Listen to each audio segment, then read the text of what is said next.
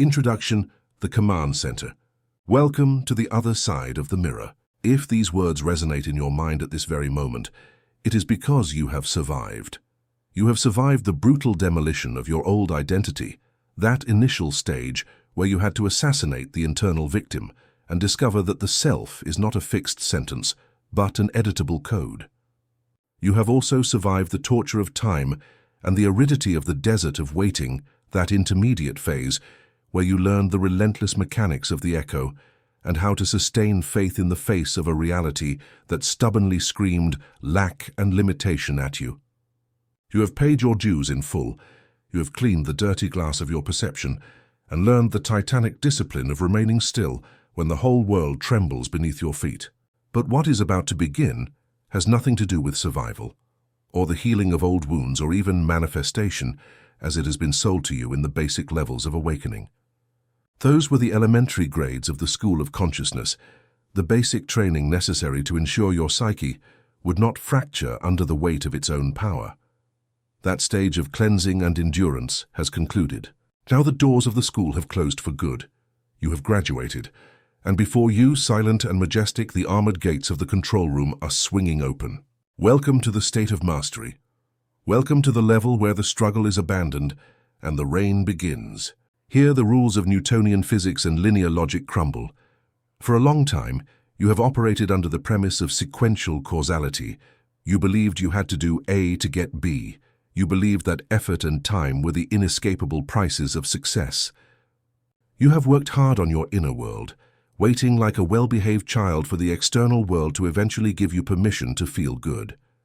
You have played the game of life like a piece on the board, a conscious piece, yes, an awake piece perhaps, but a piece nonetheless subject to gravity, the calendar and circumstances. From this moment on, you cease to be the piece.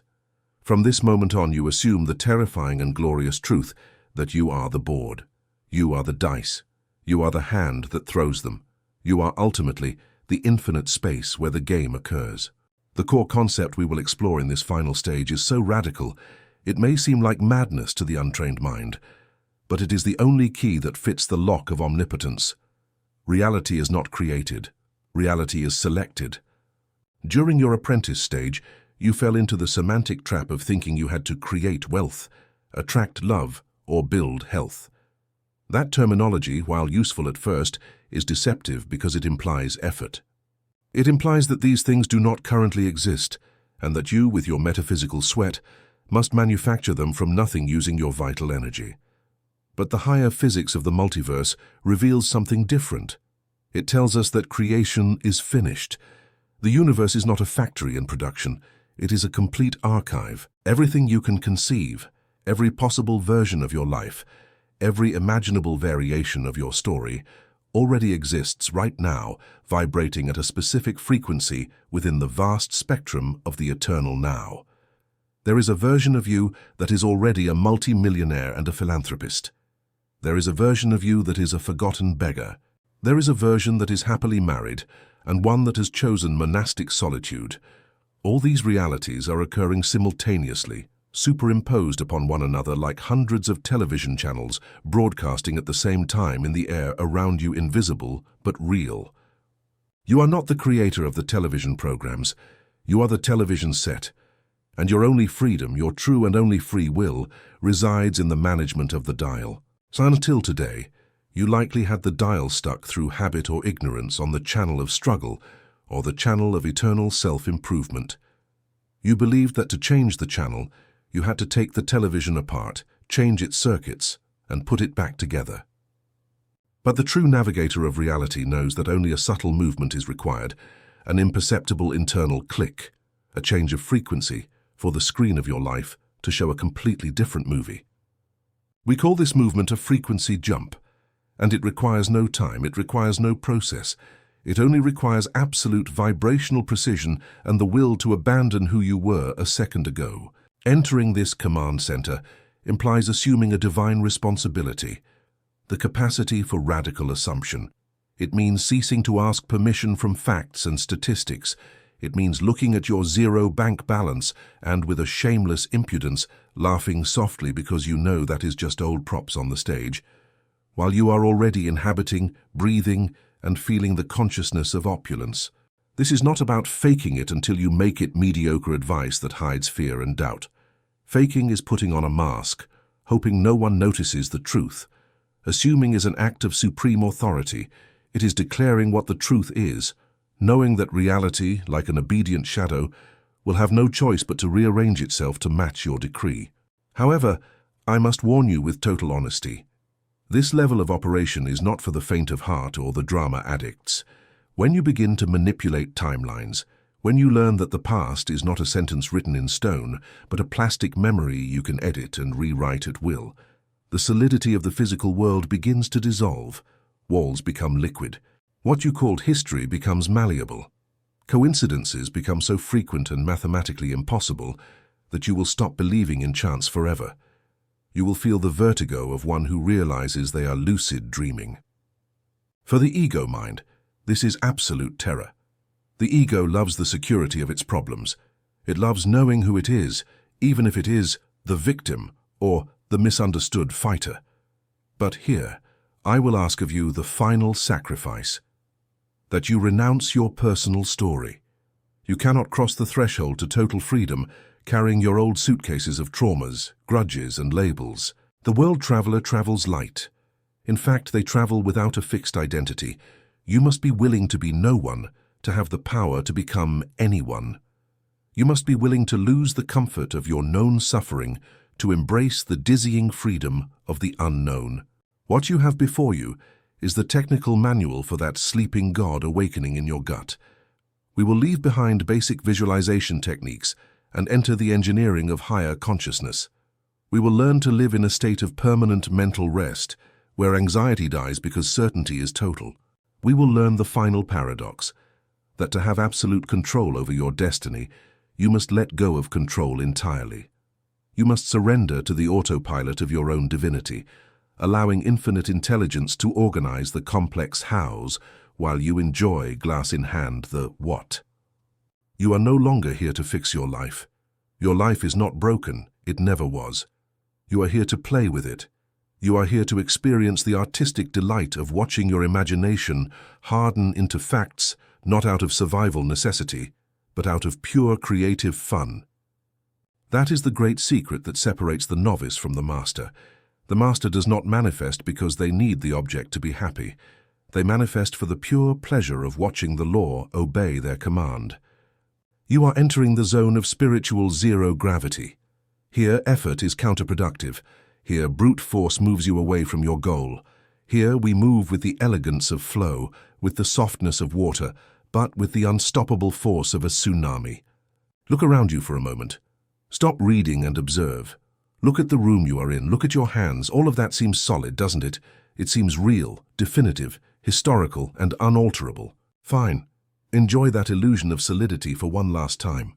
Because once you cross this threshold, once you take your seat in the command center and place your hands upon the controls of your own consciousness, nothing will ever seem solid to you again. You are about to discover that the world is not a place you go to. It is something that comes out of you. You are about to discover that there is no out there. You are about to discover that you are the projector, the light, the film, and the screen. Chapter 1. The Static Multiverse. Everything already exists. The great illusion of creation. The myth of the builder. Throughout your life, and even through much of your spiritual awakening, you have operated under an exhausting premise, the belief that you are a builder. You have been taught that reality is a wasteland, an empty lot where you, with the sweat of your mind and the effort of your visualizations, must raise brick by brick the building of your dreams. You have been told that the money you desire does not exist yet, and you must manufacture it. That the relationship you long for is not here, and you must manifest it from nothing. That health is something you must rebuild. This builder mentality is the primary cause of your metaphysical fatigue. It is the reason why you feel that sustaining a new reality requires a massive energy expenditure, as if you were pushing a rock uphill. If you stop, the rock falls. If you stop visualizing, the building collapses. It is an existence of constant effort, of perpetual maintenance. But today, in this first step of mastery, we are going to dismantle that myth forever. Prepare yourself for a truth that the linear mind hates, but the spirit recognizes instantly as the ultimate liberation. You create nothing. You have never created anything, and you never will. Creation is finished. This is not a poetic concept or a consoling metaphor. It is a literal description of the structure of the multiverse. Everything that was, is, and will be already exists. Every possible variation of your life, every conceivable result, every scenario your mind can imagine, from the most terrifying to the most sublime, is already rendered, complete, and functional in the vast spectrum of the eternal now. The library of the infinite. To understand this, imagine for a moment that you enter the largest library you can conceive, an infinite library containing all the books that have been written and all those that could ever be written. In that library is Don Quixote. But there is also a version where Don Quixote regains his sanity in the first chapter, and one where Sancho Panza is the protagonist, and one where the story takes place on Mars. If you want to read the version where you are wealthy, healthy, and free, you don't need to sit down with a pen and blank paper to write the book. That would be absurd and unnecessarily slow. The book is already on the shelf. Your only job is to find the correct aisle, reach out your hand, and take it. When you manifest something, you are not manufacturing the book. You are simply selecting it from the shelf of immensity and placing it on your reading table, your 3D experience. This understanding radically changes your position in the game. You cease to be the architect who sweats while mixing cement and become the tuner, the selector, the navigator. The fallacy of linear time. Why then does it seem that things take time to appear? Why does there seem to be a construction process? Because your consciousness is equipped with a limiting lens called time. Time is not a fundamental property of space.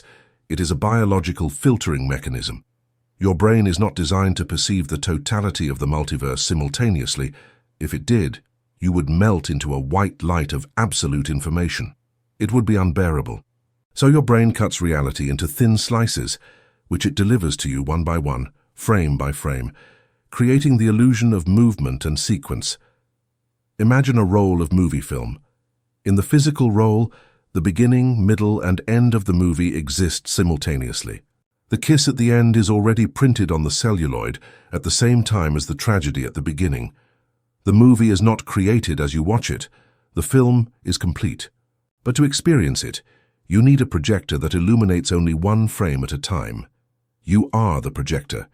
Your attention is the light, and the timeline is simply the speed at which you move your consciousness along a roll that already exists.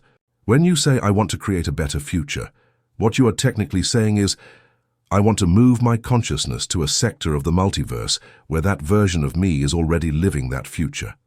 You are not going to create the future. You are going to inhabit it. The physics of simultaneous existence. Let's go deeper. Modern quantum physics has spent decades flirting with the many worlds interpretation. This theory suggests that every time there is a possibility of choice, reality bifurcates. In one universe, you drank coffee. In another, you drank tea. Both universes are equally real and solid to the you who inhabits them. What this implies for the navigator is staggering. The version of you that has that $1 million is not a nebulous fantasy. It is a biological being of flesh and bone who is having breakfast right now in a parallel reality, as real as this one. That version of you has different memories, a different body posture, and a different blood chemistry generated by the absence of financial stress. It is not a ghost. It is a solid self. The problem is that you, the consciousness reading this, are tuned to the frequency of the self that seeks. As long as you remain on that frequency, the self that has remains invisible to you, in the same way that music from an FM radio station is invisible to someone who has the dial set to AM. Just because you don't hear it doesn't mean it isn't playing. It is playing here and now, passing through your body in the form of electromagnetic waves. You just lack the proper receiver. The end of agonizing effort. This is where assumption becomes mastery. The novice visualizes to make it happen. They visualize with tension, trying to push the energy so that it condenses. The master visualizes to tune into what already is. Feel the difference in your body. Close your eyes for a second, think of your desire. If you believe you have to create it, you will feel a pressure in your chest. You will feel the distance, you will feel the weight of time and the doubt of, am I doing it right? Now change the frame. Think of that same desire, but accept the premise of the static multiverse. It already exists. It is done. It is kept in a safety deposit box with your name in an adjacent dimension. You don't have to manufacture it. You just have to align your frequency with that of the safe. Do you notice the relief? That relief is the first sign that you have stopped being an operator and have started being a navigator. Agonizing effort is proof that you do not believe it already exists. Effort is, paradoxically, the greatest barrier to manifestation, because effort screams lack. One who already has does not strive to have. The mastery of Book 3 is not about learning to shout louder at the universe. It is about learning to listen to the melody that is already playing and humming along to the same rhythm until you become the song. Desire as a memory of the future, the biological redefinition of desire. If we accept that everything already exists, an inevitable question arises. Why do I desire some things and not others? Why do I feel this burning urge to be a writer, or to live by the sea, or to heal others, and I have no interest in being an astronaut or a mathematician? In the old paradigm, desire was interpreted as lack. You desire money because you don't have it. You desire love because you are alone. Desire was seen as the symptom of a void. In the paradigm of the multiverse, desire is something completely different. Desire is a notification. Imagine your phone vibrates. You have received a message. You do not doubt the existence of the message. You know that the vibration is just the notice that there is information waiting to be read. Desire works exactly the same way. It is the vibration felt by your energetic structure when a version of you in another timeline approaches your current orbit closely enough. You do not desire to be rich because you are poor. You desire to be rich because the rich you already exists and is exerting a gravitational pull on your consciousness. Desire is the echo of that reality clashing against your present. It is a memory of the future. When you feel that deep longing, it is not your capricious ego asking for toys. It is your higher self showing you the catalogue of what already belongs to you by right of consciousness. It is a phone call from your destiny. The translation error. Human suffering is born from a translation error of this signal. You receive the signal, the desire, and your logical mind, trained in scarcity, interprets it like this. I feel like having this. That means I don't have it. That means I am incomplete. I must fight to get it. And there the tragedy begins. You turn a delivery notification into a declaration of absence. The correct interpretation of the Navigator is, I feel like having this. Aha! This means this reality is already active in my field. If I can desire it, it's because it already exists. If it didn't exist, I couldn't even conceive it. Have you ever desired to invent a color that does not exist within the visible spectrum? No, you can't. Your brain cannot desire what has no reference in reality. If you can imagine it, it's because the 3D model is already in the library. Your imagination is not a fantasy factory. It is the organ of perception of the multiverse. It is your quantum eyes. How to occupy the existing reality. So how do we move from reality A, where I only have the desire, to reality B, where I have the experience? The key lies in occupation. Most people visit their desired reality like someone visiting a museum. They close their eyes, visualize their ideal life, feel good for 10 minutes and then return to their real reality of problems and limitations. They treat their desire as an escape fantasy. The Navigator does not visit. The Navigator moves in. Occupying the reality means you stop reacting to reality A as if it were the only truth. You understand that reality A is simply the radio station you have been listening to out of habit. It has no more authority than reality B, it only has more inertia. To occupy reality B, you must begin to think from it, not towards it. This is the most important technical distinction you will learn. Thinking towards the desire. I hope one day it happens. I am working for it. I see myself there in the future. This maintains the separation. You are here. The desire is there. Thinking from the desire. You look at the world through the eyes of someone who already has it. If you were a millionaire right now, how would you look at that bill on the table? Probably with indifference, not with anguish. That indifference is thinking from the desire. If you were happily married, how would you feel sleeping alone tonight? Perhaps you would enjoy the space in the bed knowing your partner returns tomorrow, instead of crying from loneliness. The loneliness disappears because the certainty of the relationship is already installed. The human tuner. Your body is the tuning instrument. Your mood is the dial.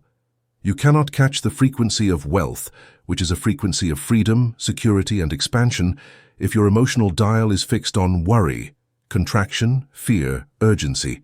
It is physically impossible, not because the universe punishes you, but because the waves do not match. The navigator's job, therefore, is not to fix the external world. The external world is only the screen. You don't clean the screen to change the movie. Your only job, your only sacred discipline, is to keep your frequency in the range of the reality that already exists. When doubt assaults you, when the 3D world shows you otherwise, you must remind yourself of the axiomatic truth of Chapter 1. I am not waiting for this to happen. I am tuning into what already is. This simple phrase deactivates anxiety. Anxiety can only live in the gap between I don't have and I will have. When you collapse time and accept that it already exists, anxiety transforms into excitement. It is the excitement of knowing that the package has been sent. It is the excitement of going to the airport to pick up a loved one. You don't see them yet, but you know the plane has landed. You don't doubt. You wait with joy. The audacity of ignoring the facts. To live this, you will require a certain dose of controlled madness. You will have to dare to deny the evidence of your senses. Your eyes will tell you you are broke. Your bank account will tell you no funds. Your friends will tell you be realistic. But you know something they don't know. You know they are reporting yesterday's news. They are reacting to the echo. You, anchored in the knowledge of the static multiverse, smile internally. You don't deny the physical facts. You are not delusional. You pay your bills and fulfill your duties. But you withdraw your emotional authority from them. You say, yes, this is what the screen shows now because of my past projection, but I no longer live here. I have already moved to the reality where this is resolved, and since I already moved, the screen will take a bit to refresh, but it is inevitable that it does. That attitude, that quiet and sovereign certainty, is the state of God consciousness. You do not beg, you do not wait, you do not force, you simply select, and you know. Chapter 2, The Quantum Leap, the Dial Technique. The mechanics of the non-trajectory, the end of the staircase. In the previous chapter, we established the fundamental premise. Reality is not built, it is selected. Everything already exists. But accepting this intellectually is only the first step. The true challenge, the art that separates the initiate from the master navigator, is mobility. How do we move from the reality where you are an aspirant to the reality where you are the possessor? This is where we must deprogram the most deep-seated and poisonous concept of the three-dimensional mind, the belief in trajectory. We have been educated in the physics of the staircase. We have been told that to get from point A, poverty, to point B, wealth, you have to climb 1,000 steps. You must work, save, invest, wait, suffer, learn, fall, and get up again. We've been sold the idea that change is a straight linear, cumulative process of cause and effect. The quantum leap destroys the staircase. In quantum mechanics, an electron does not travel from orbit 1 to orbit 2 by crossing the intervening space. It simply ceases to exist in orbit 1 and instantaneously appears in orbit 2. There is no journey. There is no meanwhile. There is a disappearance and a reappearance at a new energy coordinate. You are that electron. Your consciousness is capable of performing that same impossible movement. You can cease to exist psychologically in the version of you that is sick or alone and appear instantly in the version that is healthy and accompanied. You don't need to heal the body or search for a partner. You need to leap to the reality where those problems never existed or have already been resolved. The dial metaphor. To operate this technology, we will replace the image of the staircase with that of the radio dial. Imagine that your consciousness is a high-fidelity radio set capable of tuning into infinite frequencies. On frequency 88.5 FM, a sad, slow, and melancholy song is playing. your current reality of limitation. On frequency 102.7 FM, a euphoric, powerful and triumphant symphony is playing, your desired reality. Currently you are listening to the sad song. The error committed by 99% of humanity is trying to change the song by shouting at the speaker. You try to work harder, manipulate people, or force physical circumstances. You are trying to compose a new song within the same 88.5 FM frequency. But 88.5 FM is sadness. By vibrational definition, it can only transmit sadness. No matter how much you clean the radio or decorate it, as long as the dial stays there, the music will be the same. The Navigator does not touch the speaker. The Navigator touches the dial. The quantum leap is the mechanical and precise act of turning the internal knob from 88.5 to 102.7. What happens when you do this? 1. The sad song is not fixed. It simply stops playing for you. It continues to exist on its frequency. Other people can tune into it, but you are no longer there. 2. The euphoric song does not start from the beginning. You enter it in media res at the point where it is already playing. 3. There is no distance between the two stations. You don't have to travel miles to go from one to another. They are superimposed in the same space. The change is immediate. Energetic signature and calibration. So what is this dial made of? What is it that we turn? We turn our vibrational identity. Every version of you in the multiverse has a unique energetic signature. The millionaire you doesn't just have more money in the bank. He vibrates differently. His breathing is steadier. His tone of voice has a cadence of security that is never in a hurry. His reaction to an unexpected bill is one of indifference or amusement, not panic. His electromagnetic field emits signals of sufficiency. The poor you, on the other hand, emits a constant signal of urgency. His body is in microtension. His thoughts spin in survival loops. His field emits need. Here is the unbreakable law of navigation. You cannot tune into reality B while being person A. Reality B requires a compatible receiver.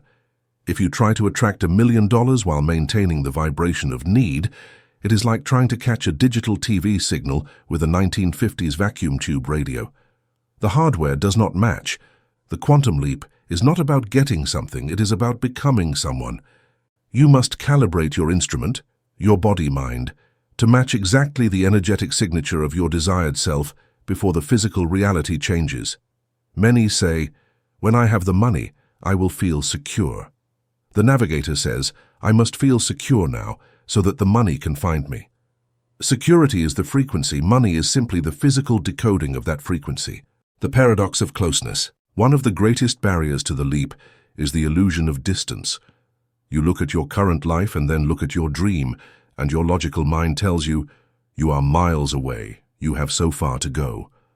It tells you there is an enormous gap in time, resources, and luck. But in the multiverse, distance is not measured in meters or years. It is measured in vibrational discrepancy. You are only as far from your dream as you are far from feeling like the person who is already living it.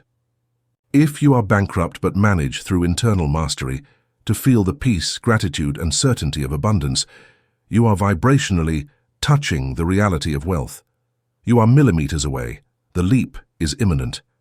If you have money but live with the fear of losing it, vibrationally you are in poverty. Collapse is imminent. The work of Chapter 2 is to teach you to ignore apparent physical distance and focus obsessively on closing the vibrational gap. When the frequency matches, the universe folds in on itself. The hows appear out of nowhere. People call you. Doors open. Not because you worked hard, but because you tuned into the channel where those doors were always open. Total immersion, hacking the nervous system. The suit of the new identity. If the theory is turning the dial, the practice is putting on the suit. Imagine that the identity of your quantum self, that successful, loved, and healthy version, is a state-of-the-art virtual reality suit. A suit that includes not only the visual image, but the tactile sensations, emotions, automatic thoughts, and even physical posture. To perform a quantum leap, it is not enough to visualize for 10 minutes a day, and then put the victim suit back on for the other 23 hours. That is vibrational schizophrenia. That is moving the dial 1 millimeter and letting it go so it snaps back to the origin. The leap requires total immersion. You must dress yourself in the new identity and never take it off, even when external reality shows you otherwise, especially when it shows you otherwise. Technique 1. The actor of the divine method. The best method actors don't pretend to be the character. They become them. They think like them, walk like them, eat like them. If the character is a king, the actor does not worry about the price of gas while in character. You are the actor. Your life is the movie, and you have just received a new script. From the moment you wake up, your task is to ask yourself in every situation, how would my quantum self react to this? The phone rings, and it's bad news. The old self, frequency 88.5, reacts with fear, a knot in the stomach and complaint. The new self, frequency 102.7, hears the news, remains calm, knows it is a system error or a necessary step, and responds with authority and peace. The moment you choose the reaction of the new self, you have turned the dial. You have collapsed the timeline. Although the external problem might remain for a moment, the echo, you are no longer feeding it. This is exhausting at first because it requires constant vigilance. Your nervous system is addicted to old chemical reactions of stress and drama. It will demand its dose of cortisol. It will tell you, worry, this is serious. Your mastery consists of denying it that drug. Breathe, put on the king's suit and respond from sovereignty. Technique 2. Controlled sensory hallucination. The brain does not distinguish between reality and vivid fiction. To anchor the leap, we must trick the nervous system into believing the leap has already occurred. This goes beyond seeing mental images. It's about evoking textures. If your desired reality is to live by the sea, don't just see the sea. In the middle of your grey office or your small room, close your eyes for a second and feel the salt on your skin. Feel the sticky humidity. Listen to the specific cry of the seagulls. Smell the sunblock. Make it so real that when you open your eyes, you are surprised not to be there. That surprise, that cognitive shock, where did the sea go, is the proof that you leaped. For a second, you were there. Your goal is to accumulate as many of these being there seconds as possible until physical reality feels fake and your imagination feels like your true home. When your internal world is more real to you than the external, manifestation is inevitable. The physical matrix has no choice but to harden around your new belief structure. Technique 3. Inverse memory, remembering the future. This is the navigator's most potent tool. Normally, we use memory to go backward. I remember when I was poor. This anchors the identity of poverty. The navigator uses memory to go forward. He manufactures memories. Sit in silence and build a memory of something that happened after fulfilling your desire. If you want to get married, don't visualize the wedding, that is the desire. Visualize a memory of your 5th anniversary. Feel the weight of the ring on your finger. Fiddle with it. Feel the texture of the metal. And then, remember mentally, wow, how fast these 5 years have flown by. I remember when I was single and reading that book about the multiverse, how distant that seems now. By creating a memory subsequent to the event, you are implying the event has already happened. You are jumping over the how and landing on the accomplished fact. Your subconscious cannot process the logic of remembering the future. It gets confused, and in its confusion it accepts the suggestion as a historical fact. To your deep mind, you are already married, you are already rich, you are already healthy. Once the subconscious accepts that as normal, it will move heaven and earth, manipulate people, and create impossible coincidences to adjust the outer reality to this new inner pattern. The vertigo of the leap. When you start practicing this with intensity, you will feel vertigo. It is the vertigo of letting go of the edge of the pool. You will feel like you are going crazy. You will feel like you are denying reality. You will tell yourself, I am fooling myself. The account is still at 0. That vertigo is a good sign. It means you are detaching from the old orbit. The gravity of your old life will pull on you with force. Your friends will remind you who you were. Old problems will knock on your door to see if you still live there. Don't open. Or if you do it with the new suit on. Look at them with bewilderment, like someone looking at a ghost. Ah yes, I remember that old problem, but it has nothing to do with me anymore. Keeping the dial fixed on 102.7, while everything around you screams 88.5, is the trial by fire. It is the desert the prophet crosses. But I promise you this, if you hold the frequency, if you refuse to step down from the pedestal of your new identity, the static will cease, the noise will calm, and suddenly, softly, the music of your new reality will begin to play through the physical speakers of your life. First it will be single notes, signs, synchronicities. Then it will be the full melody. And one day you will look back and realize that the old radio station has completely disappeared, as if it had never existed. You will have leaped. Chapter 3. The Law of Radical Assumption, Divine Impudence. The end of spiritual humility. The necessary heresy. We have reached the fracture point. This is where the navigator's path violently separates from the path of the average spiritual seeker. Until now, you have likely been educated in the virtue of humility. You have been told to ask with a please, to wait for divine timing, and to accept whatever is best for you. You have been conditioned to approach the altar of reality with your head bowed, like a supplicant hoping an external force will take pity on your lack. In this chapter, we are going to burn that conditioning. To operate at the multiverse level, humility as you know it is an obstacle. I am not referring to ontological humility, recognizing the whole is greater than your ego, but to psychological humility, that chronic shyness, that sense of unworthiness, that fear of demanding too much. The law of radical assumption does not work for the timid. It does not work for those who ask for permission. It works solely for those who possess what Neville Goddard called brazen impudence. What is radical assumption? It is the act of appropriating a reality without having any physical justification for doing so. It is the act of walking into the bank of existence and withdrawing money without showing ID, simply because you know you own the bank. It is the audacity to declare yourself healthy while the diagnosis says ill. It is the nerve to feel loved while sleeping alone. To the social mind, this is arrogance or madness. To the divine mind, this is simply recognition. When the king enters his palace, he does not ask the guards for permission. He doesn't ask if there is a spare room. He simply enters and occupies the throne. If he did so with doubt, the guards would stop him. His authority does not come from an external document, but from his own internal posture.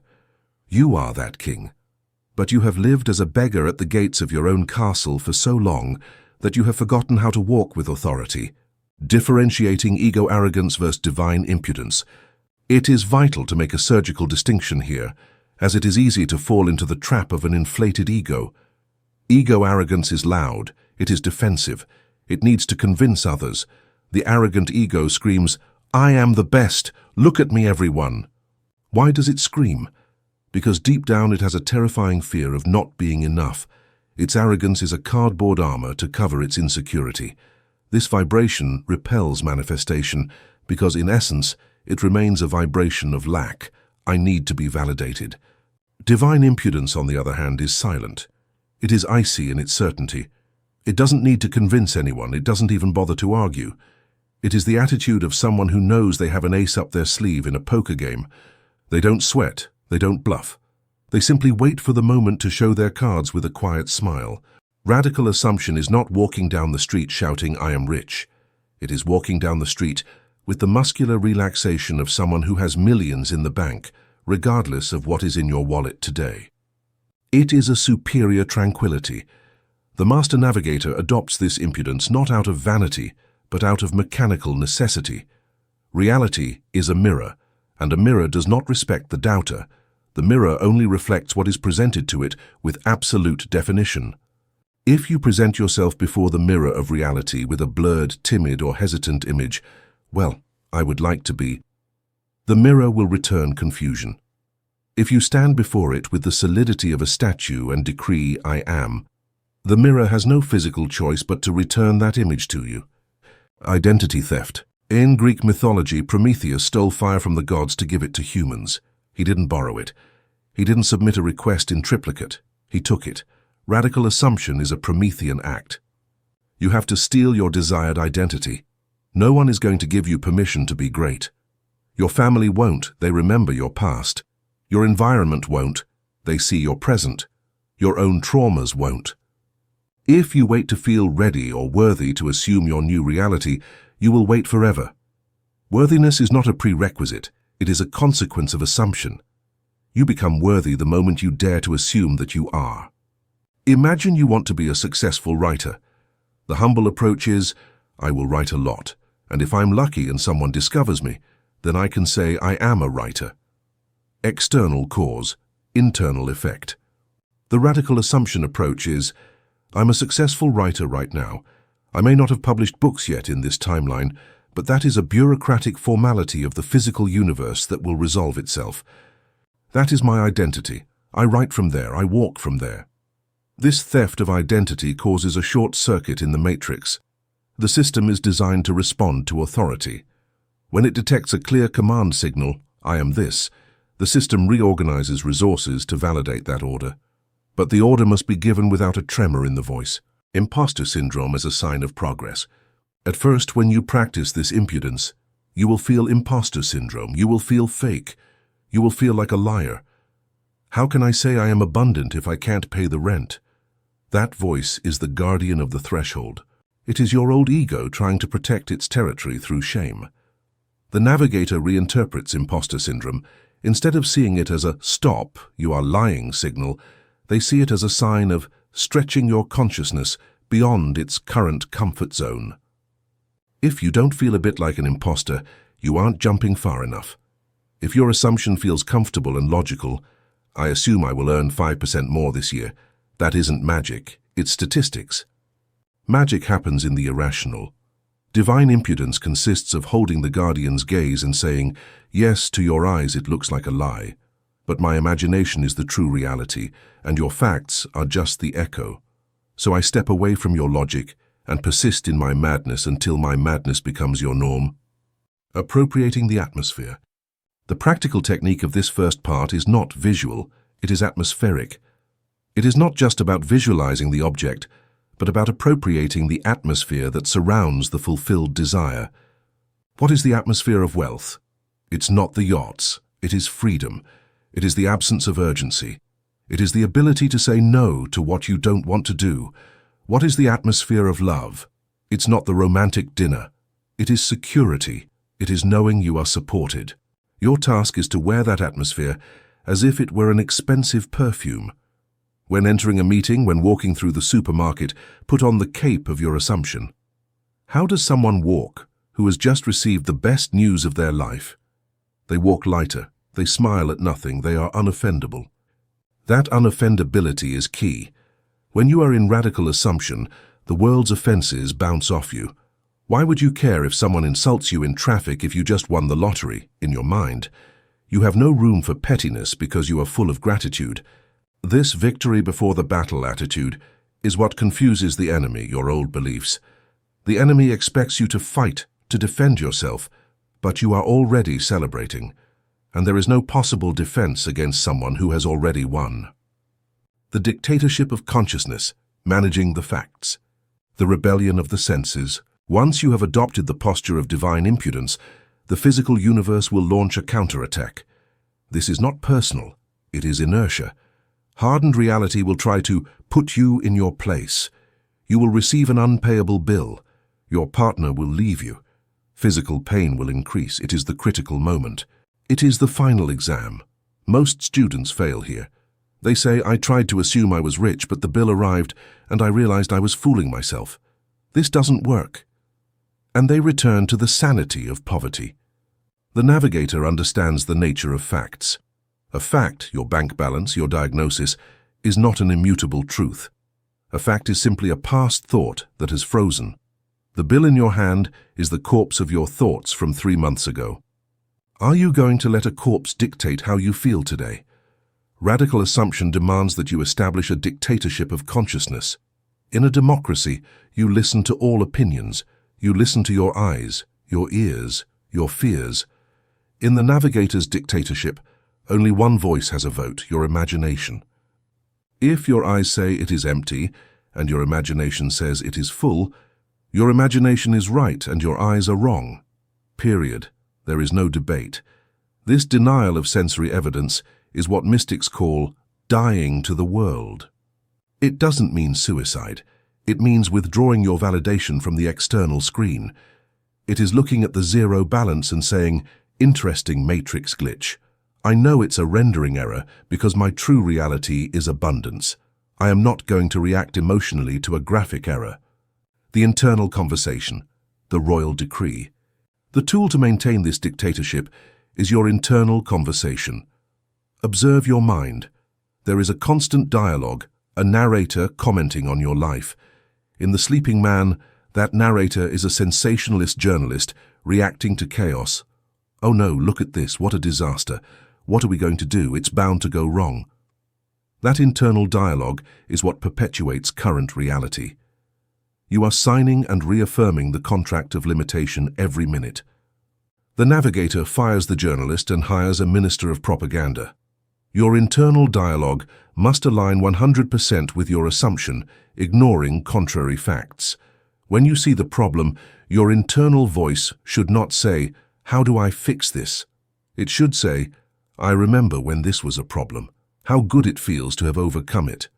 Even if the problem is right in front of your nose. This technique is real-time revisionism. Don't wait until night to review the day. Rewrite the moment as it happens. If someone says something unpleasant to you, immediately in your mind, hear them saying the opposite. Do not allow the negative phrase to settle in your subconscious. Block it and substitute it. You are the editor of your reality. You have the power of the director's cut. If you don't like a scene, you cut it. But that is delusional, logic will say. Yes, and sanity has kept you poor and unhappy. Sanity is the acceptance of limits agreed upon by society. Greatness requires a degree of controlled delirium. All visionaries, from Ford to Jobs, were delusional people who saw empires where there were only empty garages. The difference is that they sustained the delirium until reality had no choice but to solidify around them. The peace of it is done, the sexual relief of manifestation. The supreme indicator that you have achieved radical assumption is not constant euphoria. Euphoria is unsustainable and often hides anxiety. The indicator is relief. It is a sensation very similar to the physical relief after sex. That deep relaxation, that absence of tension, that indifference toward the search. When you have truly assumed something is yours, you stop looking for it. If you have lost your house keys, you search for them with desperation. The moment you find them and have them in your hand, the search ceases. The anxiety disappears. If you keep doing techniques compulsively to get your desire, it is proof that you do not have it. Radical assumption culminates the moment you say, "Thank you, Father, for you have already heard me," and you let go. You don't let go because you give up, but because you already have it. Why would you keep ordering a coffee you are already drinking? This state of Sabbath or rest is the most fertile of all. It is when you stop interfering. Your impudence reaches the point of saying, "Universe, I have already given the order. I am not going to repeat it because that would doubt my authority. I know you are working on it. I am going to enjoy my life." That arrogant confidence is the most potent aphrodisiac for manifestation. The universe loves certainty. It bows before it. The siege of reality, aggressive persistence, the myth of holy patience.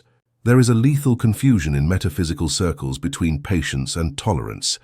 You have been taught to tolerate the waiting time, to tolerate mediocrity while the manifestation arrives, to flow with circumstances. Radical assumption rejects tolerance. The Navigator does not tolerate lack, they besiege it. When you have assumed a reality, e.g., I am financially free, and 3D reality shows you the opposite, e.g., an urgent debt, passive patience is poisonous. Passive patience says, "Well, it will come. I will trust divine timing." That sounds spiritual, but it is often resignation in disguise. You are yielding power to time. Aggressive persistence, or the siege, is a different internal posture. It is the attitude of a general surrounding a walled city. The city, your current reality, has high walls and closed gates. The general, you, does not sit and wait for the gates to open out of courtesy. The general knows that by cutting off supplies, stopping the feeding of the old reality with your attention, and maintaining constant pressure, living in the assumption, the city's fall is a matter of mathematics, not luck. You don't wait to see if it works. You know the siege is working every minute you hold the position, even if the walls look intact from the outside. Denial is an offensive weapon. At this level of mastery, denial becomes a sacred tool. Traditional psychology will tell you that denying reality is pathological, and they are right if you deny reality to run away from it. But you are not running, you are overwriting. When the negative fact presents itself, your denial must be active and aggressive. It is not burying your head in the sand, it is looking the fact in the eye and saying, "I do not accept you." Imagine you go to a luxury restaurant and the waiter brings you a plate of rotten food, an unexpected problem. The humble person eats the plate so as not to cause trouble or thinks, "Maybe I deserve this." The customer with brazen impudence looks at the plate, looks at the waiter and says, "This is a mistake, take it away and bring me what I ordered." They don't get angry, they don't scream, they simply refuse to accept the evidence as the final result. That refusal forces the kitchen, the universe, to prepare a new dish. If you accept the diagnosis, if you accept the breakup, if you accept bankruptcy as the final truth, you have signed for the package. The siege ends and you lose. Radical assumption demands that you return the package to the sender. "No, this is not mine. I am health. This is a delivery error." And you maintain that posture until reality corrects itself. Time as an imposter. One of the greatest enemies of assumption is the passage of time. You assume today and tomorrow nothing has changed. A week passes and nothing. A month. This is where most capitulate. I've been assuming for a month and nothing is happening. The error lies in looking at the calendar. For the navigator, linear time is a persistent illusion, a trap of the ego. You must understand that when you radically assume a state, time collapses. But sensory perception has lag, delay. Persistence is not waiting a long time. Persistence is loyalty to the vision despite time. It is the ability to say on day 30 with the same conviction as on day 1, "It is done." If on day 30 you begin to doubt, you have aborted the gestation. It is like digging up a seed to see if it has roots. In doing so, you kill it. Impudence consists of mocking time. Do you think because 2 weeks have passed I will doubt? 2 years could pass and my certainty would be the same, because I don't operate by a calendar, I operate by law. Ironically, this total indifference toward time is what makes things happen fast. What you resist persists. What you ignore, time, disappears. Protocols of impudence, authority exercises. To close this chapter, we will move from theory to field practice. Radical assumption is not thought, it is executed. Here are 3 advanced protocols to train your nerve muscle. Protocol 1. The Royal Decree, Writing of Law. Forget the Gratitude Journal or Dear Universe for a moment. Those are soft tools. We are going to use a power tool. You are going to write royal decrees. A king does not write wishes. A king writes edicts. Take a piece of paper and write your assumption, but with the language of an immutable law. Don't use "I am so grateful for," use "it is decreed."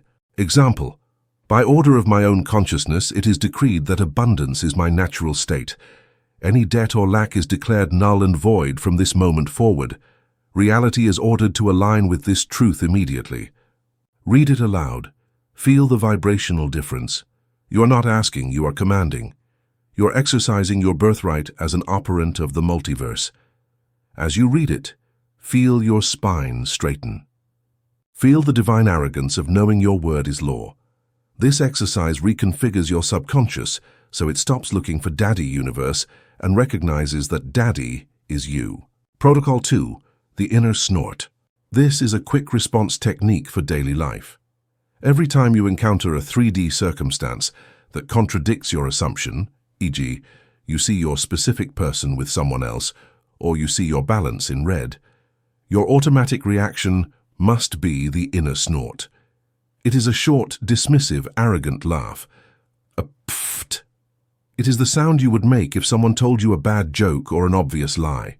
By doing that internal pfft, you are degrading the importance of the event. You are stripping it of its status as a threat and lowering it to the status of an irrelevant nuisance or a bad joke. Reality feeds on your reverence and your fear. If you respect the problem grows.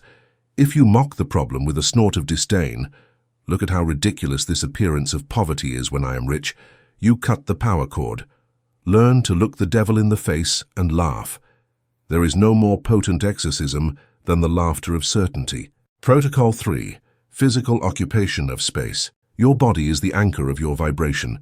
You cannot have a radical assumption with a victim posture. Observe how you are sitting right now. Are you hunched over, protecting your chest? The protocol demands that you occupy physical space as your expanded version would. If you enter a coffee shop, don't look for the corner table to hide. Enter as if you were the owner of the place coming to inspect the business. Walk slowly. Kings do not run. Haste belongs to servants. Move your body with the cadence of opulence. When you take a cup of coffee, take it feeling that the cup is worth $1 million and that you are worth 10 billion. This physical acting sends biofeedback signals to your brain. Your brain says, wait a minute, we are walking with the posture of success. It must be that we are successful. And it begins to secrete the chemistry of success, dopamine, serotonin, instead of stress chemistry. Remember, the body convinces the mind, and the mind projects reality. The final warning, the magician's silence. As you develop this brazen impudence, you will be tempted to tell others. You will want to tell your friend, I am rich, I have decreed it. Do not do it. The law of radical assumption is hermetic. The moment you share your assumption with someone who is not at your level of consciousness, you open the door to their doubts. Their skepticism, but you don't have a job, will attack your certainty like a virus. Furthermore, talking dissipates energy. The pressure cooker needs to be closed to cook fast. If you open the valve by talking, you lose the pressure necessary for the manifestation explosion. Chapter 4, Temporal Revisionism, Editing the Past. The fallacy of the immutable stone. The tyranny of it already happened. We have reached one of the boundaries most forbidden by common sense and conventional logic. Up to this point in your evolution, you have likely accepted that you can influence your future. Self-help literature and basic metaphysics have given you permission to dream forward. They have told you that tomorrow is a blank page, a virgin canvas awaiting your brushstroke.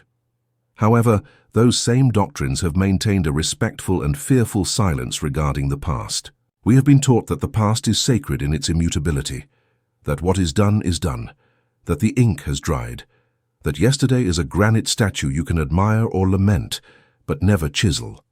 We've been conditioned to believe we are the inevitable result of our history, that our wounds, our failures, and our traumatic experiences are the fixed bricks composing our current identity.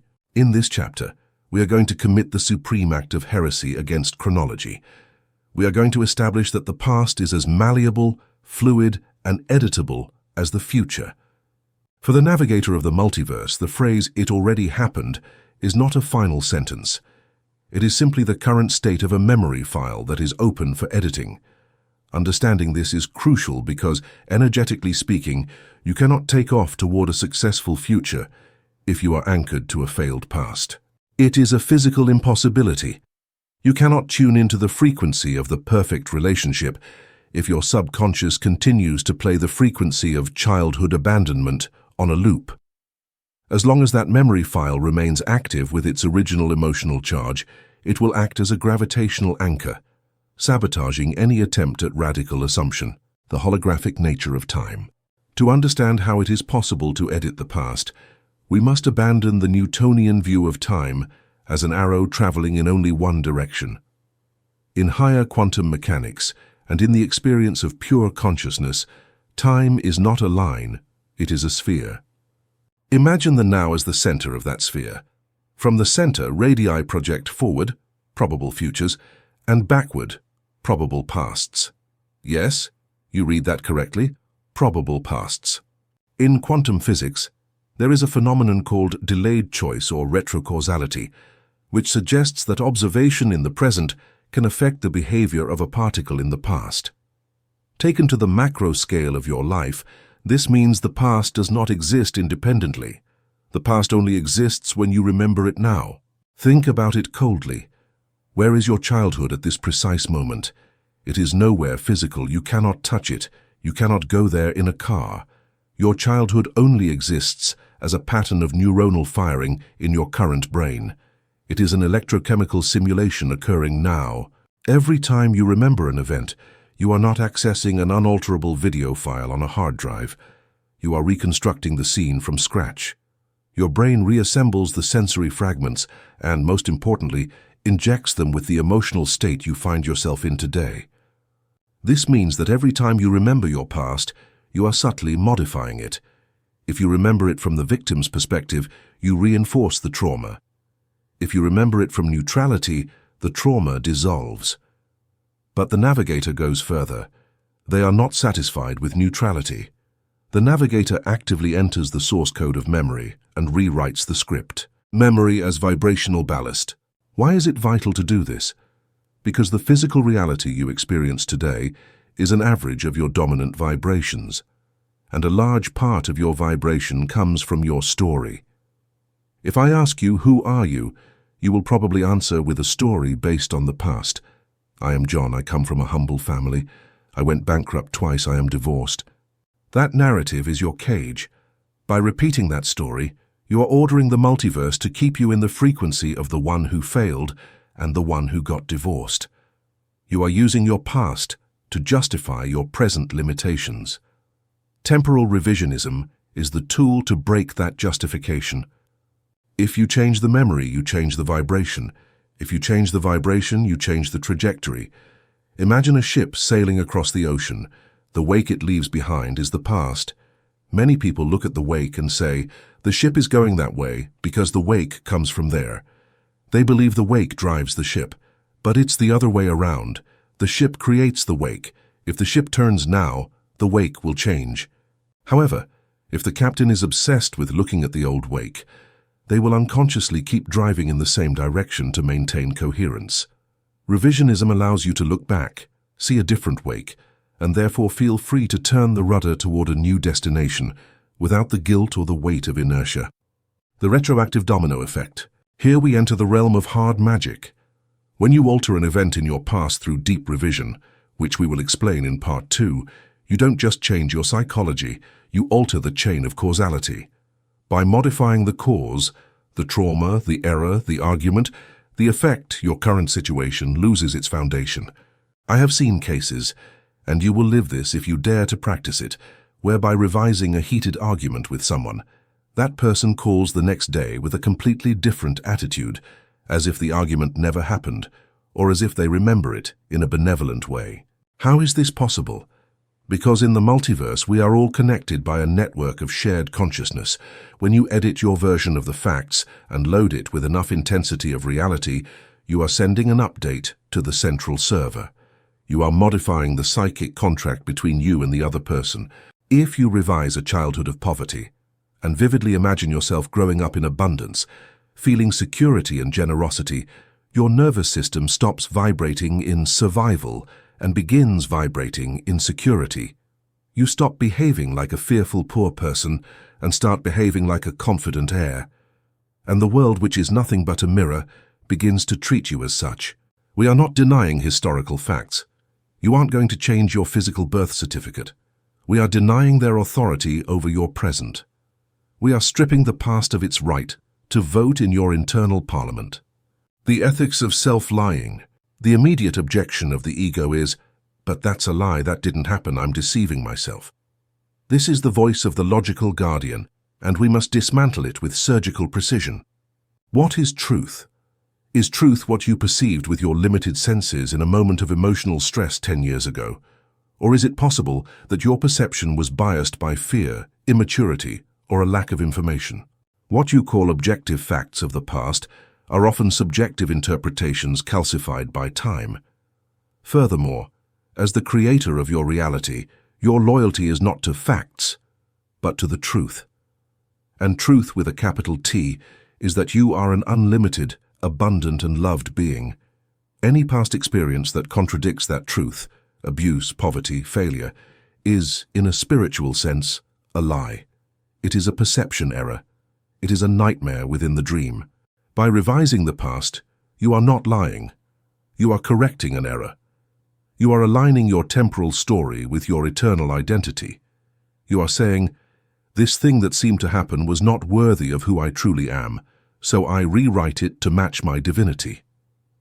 Revisionism is not escapism. Escapism is fleeing pain through drugs or distraction. Revisionism is confronting pain, entering it, and transmuting it through the alchemy of imagination until it becomes power. It is the bravest and most true act you can perform. It is taking responsibility not just for your future, but for your entire timeline. The Pruning Shears, the editing protocol. The master technique, the art of pruning. Neville Goddard, the great 20th century mystic, left us a perfect metaphor. The pruning shears of revision. Imagine your day, or your whole life, as a garden. The events that happen are the branches that grow. Some are beautiful flowers, success, love. Others are weeds or twisted branches, arguments, losses, fears. Most people go to sleep every night leaving the garden exactly as it grew. If they had a bad day, they go to sleep with the weeds intact. Overnight, those weeds take root in the subconscious, and the next morning, the garden is wilder and more chaotic. The future grows from those roots. The navigator never goes to sleep without taking out the shears. Before the day ends, the navigator reviews their garden. Where they see a twisted branch, bad news, they mentally cut it and graft on a healthy branch, the good news they should have received. This daily process prevents negative patterns from solidifying. It keeps the timeline clean and flexible. Protocol 1. Daily revision, temporal hygiene. This is the fundamental exercise. It must become an unnegotiable habit like brushing your teeth. You don't go to bed with dirty teeth. Don't go to bed with a dirty vibration. 1. The alpha state. At the end of the day, just before sleeping, induce a state of deep relaxation. Close your eyes and calm the body. 2. The rewind. Begin to review your day, but not from morning to night, rather from the current moment backward. Go scene by scene. 3. Glitch detection. When you find an event you didn't like, an argument with your partner, a rejection letter, a moment of anxiety, stop. Do not judge it. Just observe it like a film take that went wrong. 4. The cut and the new take. Here is the magic. In your imagination, rewrite the scene. If you argued with your partner, imagine the scene again, but this time visualize that you both spoke calmly, understood each other, and ended with a hug. Hear their voice telling you what you wanted to hear. Feel the relief and love in your chest. If you received a rejection letter, visualize that you open the envelope and read a letter of acceptance and congratulations. Feel the euphoria. 5. The fixation loop. Don't do it just once. Play the new scene over and over, loop, until it begins to feel real. Until the fictitious memory has the tones of sensory reality. Until your body relaxes and lets go of the tension from the original event. 6. The replacement. Once you feel that relief, the click that it has been accepted, continue reviewing the rest of the day until you reach the morning. By doing this, you are rewriting the code your subconscious will process during sleep. Tomorrow you will wake up, not as the person who was rejected, but with the subtle vibration of the person who was accepted. And that vibration will attract new opportunities that match that success. You are changing the future by changing yesterday. Protocol 2. Deep surgery, trauma and the distant past. For old traumatic events or deep-seated life patterns, e.g., I've never had luck in love, we need a deeper intervention. This isn't about revising this morning's coffee, but the roots of the tree. Choose a specific event from the past that you feel defines you negatively. Perhaps the moment a parent told you that you were worthless. 1. Sit in silence and invoke that scene. It is painful, yes, but it is necessary for extraction. 2. Freeze the image at the critical moment. 3. Now enter the scene with your consciousness as a current master. You are the director. Change the script radically. Have your parent tell you, "Son, I am proud of you, you have infinite potential." Or if that is too hard to believe, imagine that you yourself, your adult self, enters the scene. pushes the parent aside, hugs your child self and says, "Don't listen to him, he doesn't know you are a king. I am here with you and we are going to conquer the world." 4. Feel the hug. Feel how the child self calms down and smiles. Feel how the weight of being worthless dissipates and is replaced by, "I am loved." 5. Repeat this visualization with intensity until, when you try to remember the original event, your mind automatically goes to the revised version. When you manage to overwrite a root trauma, the effect on your present life is seismic. Blocks you've had for years, phobias, financial self-sabotage, social anxiety, can disappear overnight. You have cut the anchor. The ship is free. Revisionism as mechanical forgiveness. This leads us to a new understanding of forgiveness. Religiously, forgiveness is a moral act. I am good, so I forgive you, even though you hurt me. That often leaves a residue of resentment. For the Navigator, forgiveness is not moral, it is mechanical. Forgiveness is simply the act of revising the past so that it stops vibrating in pain. You don't forgive the other person for being a good person. You forgive them, revise them, because you cannot afford the luxury of carrying that toxic load in your system. You revise the offense and turn it into neutrality or love, not for the other person's sake, but for your own, to free your own creative energy. As long as you keep blaming someone from the past, you are their slave. By revising it, you free yourself. You become the cause, not the effect of their actions. The paradox of the false memory. As you practice this, you will notice something unsettling and wonderful. Your biological memory will begin to become blurred. You will start to doubt, did that bad thing really happen? It doesn't hurt anymore when I think about it. It almost feels like it happened to someone else. That emotional detachment is the sign of success. It means the neural network that held the trauma is weakening, and the new network, the revision one, is strengthening. A point will come where the revised version feels more natural than the historical one. Does this mean you will forget the facts? You will probably remember the data intellectually. Yes, in 2024 I lost my job, but the visceral charge will have vanished. In its place, there will be a sense of opportunity. But that led to my best moment. You will have transformed lead into gold. That is true alchemy. Chapter 5. Memories of the Future Inverse Memory. The Alchemy of Time and the Biology of Belief. Welcome to the frontier where neuroscience shakes hands with mysticism, and where your biology ceases to be a prison of the past to become the map of your destiny. Up to this point in our journey, we have dismantled the idea that you are a builder, laying brick upon brick. We have accepted that you are a frequency tuner. In the previous chapter, you took up the pruning shears to edit your past, understanding that what you called immutable history is nothing more than a plastic memory. But now, Navigator, we are going to do something much bolder. We are going to violate the most sacred law of human logic, the linearity of time. We are going to learn to remember things that according to the world have not happened yet. We are entering the terrain of inverse memory. The great illusion of chronology. For most human beings, memory is an archive, a dusty warehouse where records of accomplished facts are kept. The first kiss, graduation, childhood trauma, what you had for breakfast this morning. Society has taught you that memory only works in one direction, backward. You believe you remember the past because it already happened, and that you imagine the future because it does not yet exist.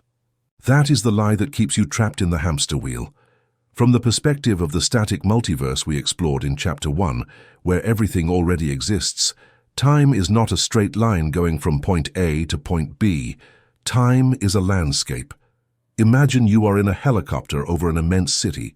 You can see the north, your past, and the south, your future, simultaneously. Both are there, physical and real, at the same time. The fact that your car is on the North Street does not mean the South Street does not exist. It only means you are not focused on it. If we accept that all versions of your life exist right now in the quantum field, then the future is not something to be built. It is a place already inhabited by a version of you. And if that place already exists, you have the ability to access its data. Not through imagination as you know it, empty fantasy, but through memory.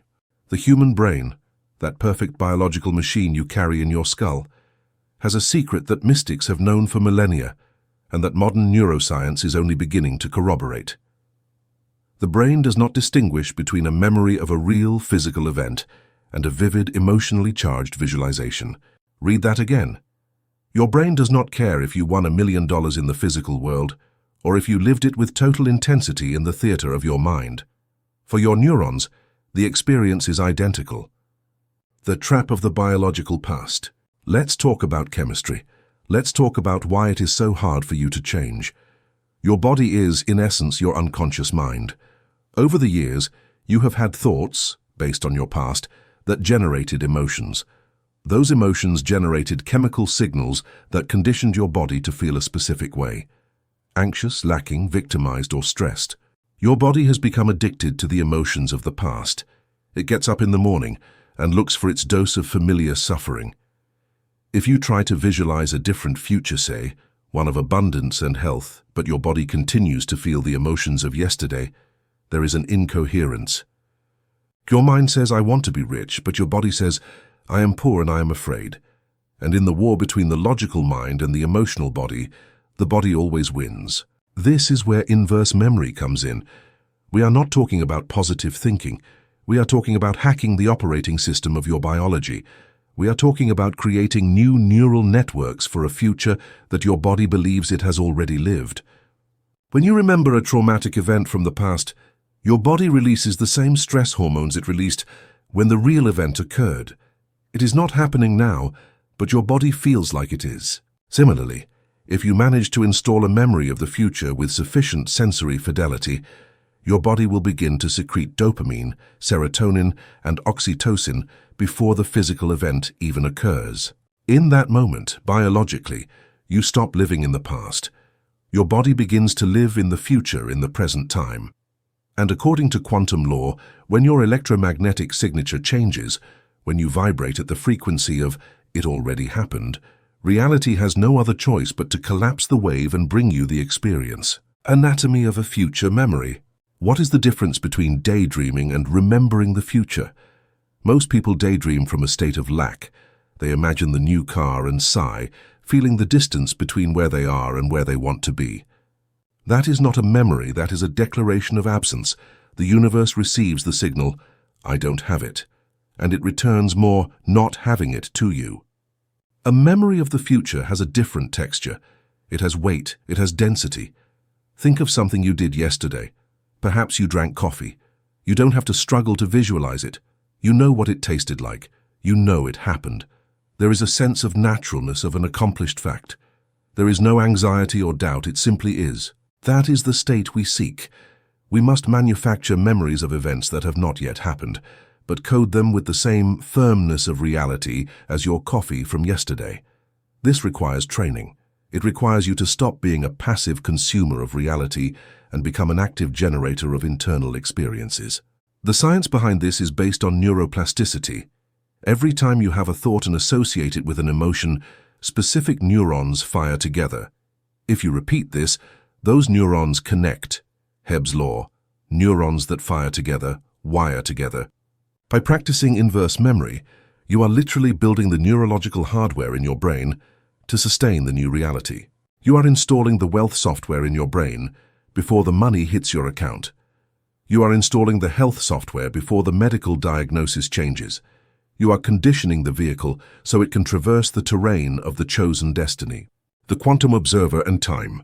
Let's return to quantum physics for a moment to cement this. The observer effect tells us that energy behaves as a wave, infinite possibility, until a conscious observer places their attention on it, then it becomes a particle, matter. But there is a trick. The observer does not only observe with their eyes, they observe with expectation. If you observe your life expecting tomorrow to be the same as yesterday, you are collapsing the same reality over and over again. You are using your divine power to recreate limitations. You are remembering the past to project it forward. The technique of memories of the future inverts this process. You tell the quantum field, I have observed this. And the field, which knows nothing of linear time, responds to your observation. If your internal observation is more real to you than the external world, The external world must reorganize itself to match your internal world. This is where the warning we mentioned at the beginning of the book comes in. Absolute mental stability is required. You are going to walk through the physical world seeing lack, but your internal world will be remembering abundance. You will see loneliness, but you will remember companionship. This cognitive dissonance is what breaks the weak, but it is what forges navigators.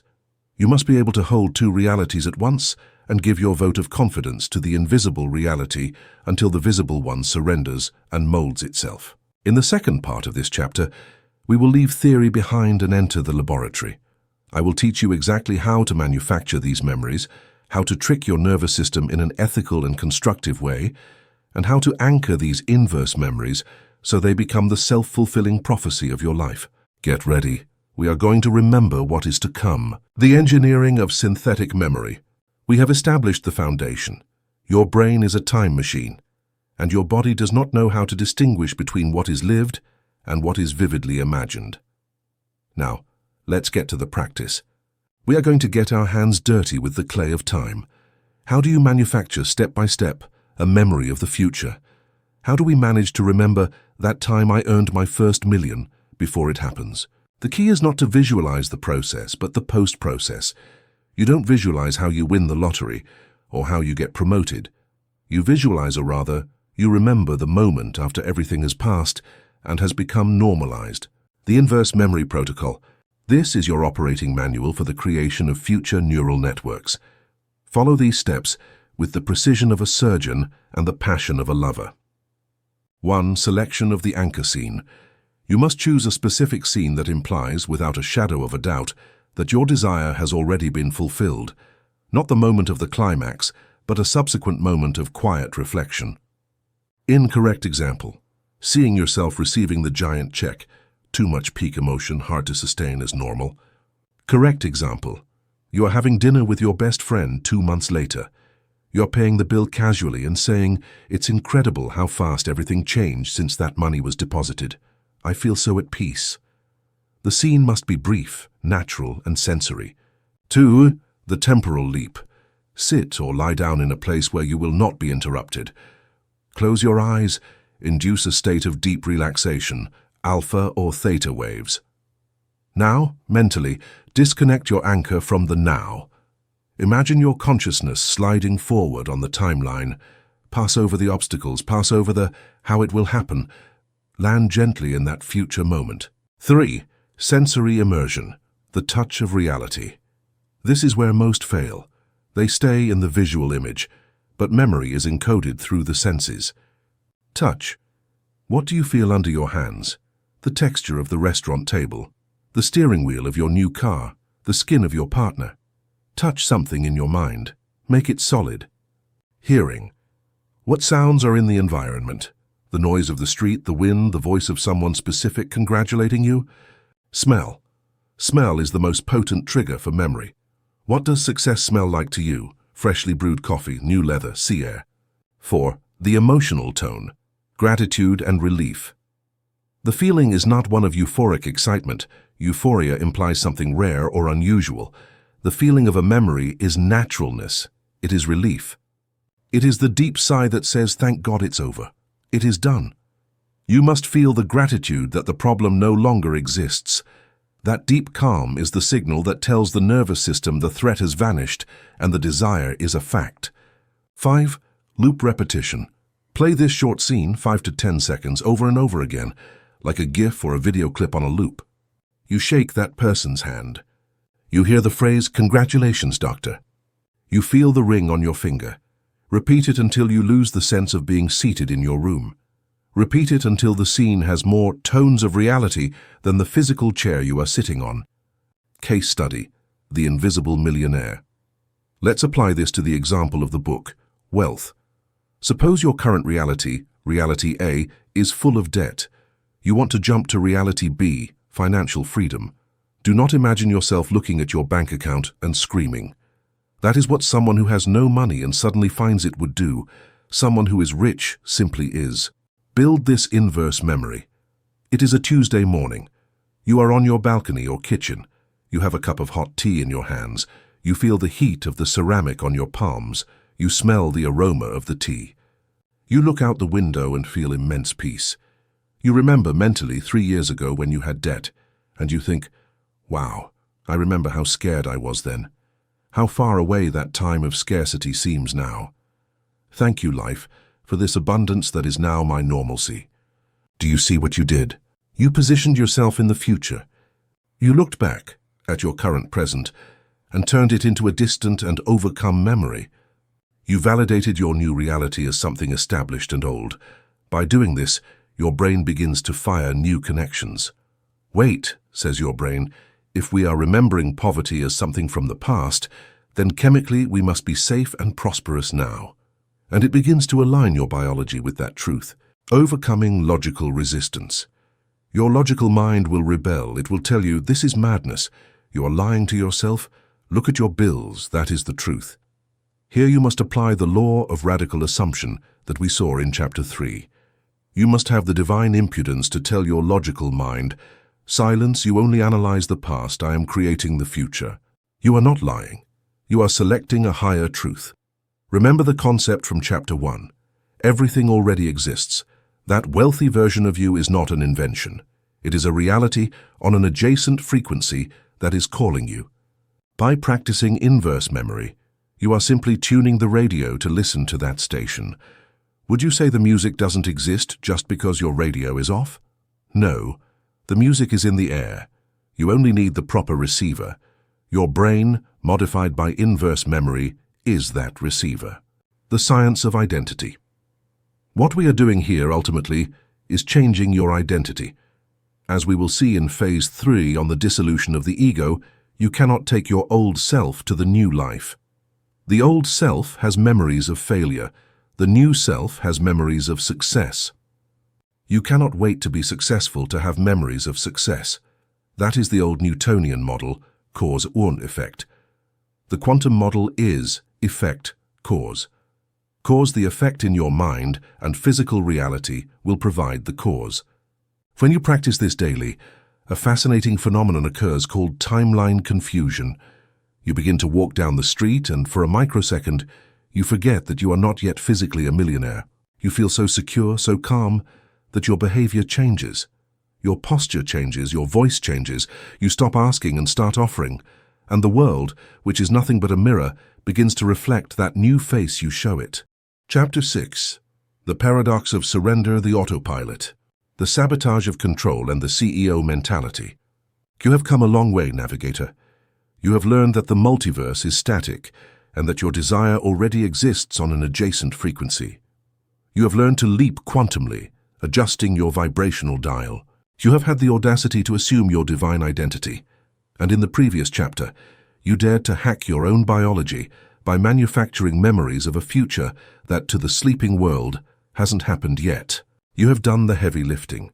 You have sown the seed in the fertile garden of the quantum field, and now we reach the most dangerous moment of the whole process, the moment where most students of metaphysics fail, stumble, and collapse. We reach the moment of letting go. This is where your ego, disguised as responsibility, will try to sabotage you. Your logical mind, trained in the school of survival and linear effort, will scream that you must do something. It will tell you that if you don't watch every step, everything will crumble. This chapter deals with the navigator's biggest obstacle, excessive control or micromanagement. We are going to dismantle the addiction to control and understand why trying to force the how is the fastest way to disconnect the flow of creation. The fallacy of human effort. We live in a culture that glorifies the sweat of the brow. We have been taught that the value of a result is directly proportional to the suffering invested in achieving it. If it doesn't hurt, it's not worth it. If you aren't stressed, you aren't working hard enough.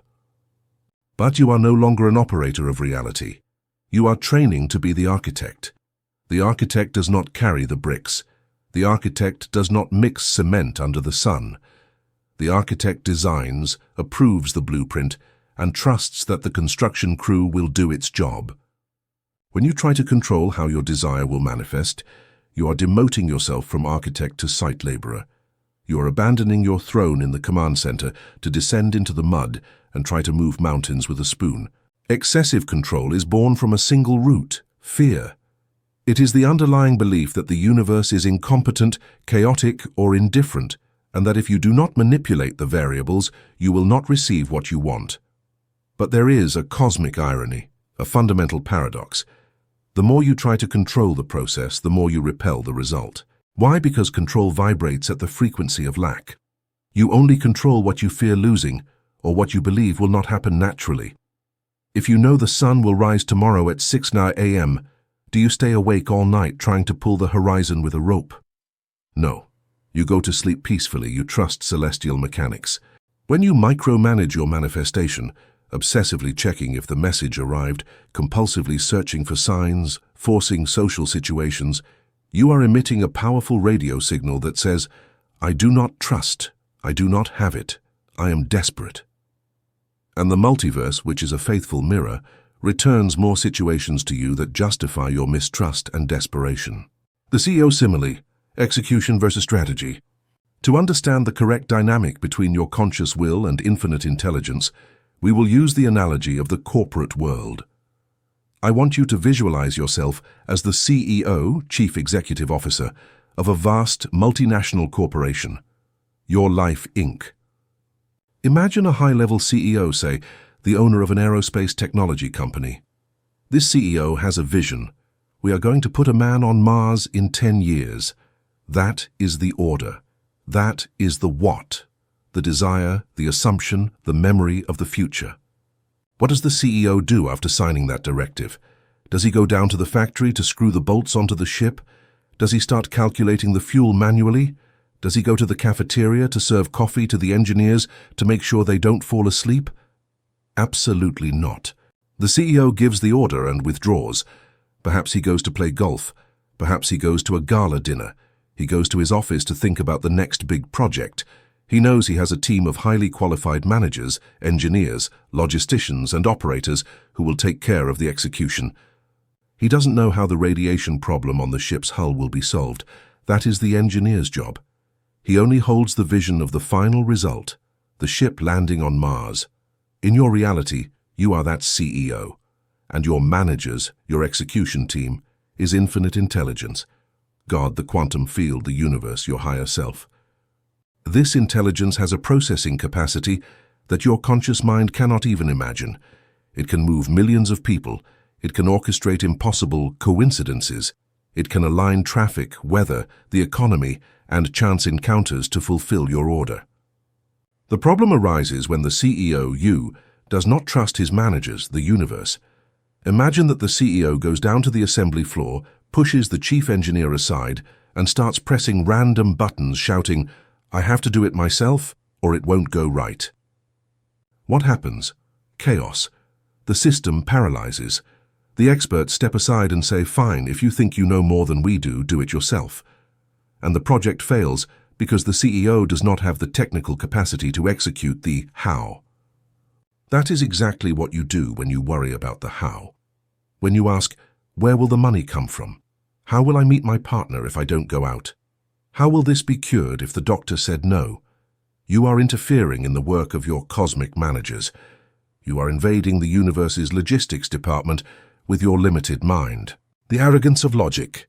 Your conscious mind, that part of you that analyzes, judges, and plans, is wonderful for surviving in the three-dimensional world, but it is terribly limited for the creation of realities. Your logical mind can only work with the data it already knows, the past.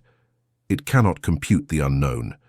Infinite intelligence, on the other hand, has a 360-degree view of time and space. It knows the path of least resistance to take you from reality A to reality Z. That path is often illogical. It often involves detours that your mind would judge as errors. If you try to control the how, you are forcing the universe to use only the paths that your small logical mind can conceive. You are telling God, "I want to be rich, but only through a salary increase in my current job." You are closing the door to the unexpected inheritance, the brilliant investment idea, the lottery prize, the gift, the discovery. Micromanagement is the arrogance of believing that your limited plan is better than the divine plan. The frequency of need. Let's go deeper into the vibration. In Chapter 2, we talked about matching the energetic signature. Control is the energetic signature of resistance. Surrender is the energetic signature of reception. You cannot receive what you are trying to grab by the throat. Imagine you want a butterfly to land on your hand. If you chase the butterfly through the garden, swiping at it, running desperately, trying to control its flight, the butterfly will flee in terror. Your energy is aggressive, invasive. But if you sit in the garden, stay still, relax, and become a flower, if you surrender to the moment, the butterfly will come and land gently upon you. Manifestation works the same way. Your desires flee from your desperate need to control them. They flee from your insistence on knowing when and how. But when you enter the state of the CEO who trusts, when you emit the calm of "it is already done," you become magnetic. In the second part of this chapter, we will learn exactly what it means to let go of the wheel. Because beware, it does not mean inaction, it does not mean laziness, and it does not mean resignation. It is an active, powerful, and executive state. It is the art of executive trust. Get ready to delegate the heavy lifting to the power that created the galaxies. The art of divine delegation and the flow state. We have identified the enemy, micromanagement born of fear. We have established your role. You are the CEO, not the worker. Now to the practice.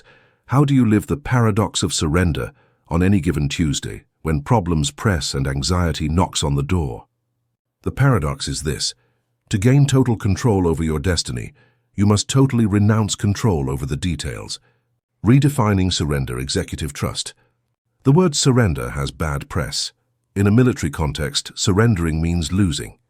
It means the enemy has won, that you are weak, and that you submit to a hostile force. In the context of the Navigator of the multiverse, surrender is the exact opposite.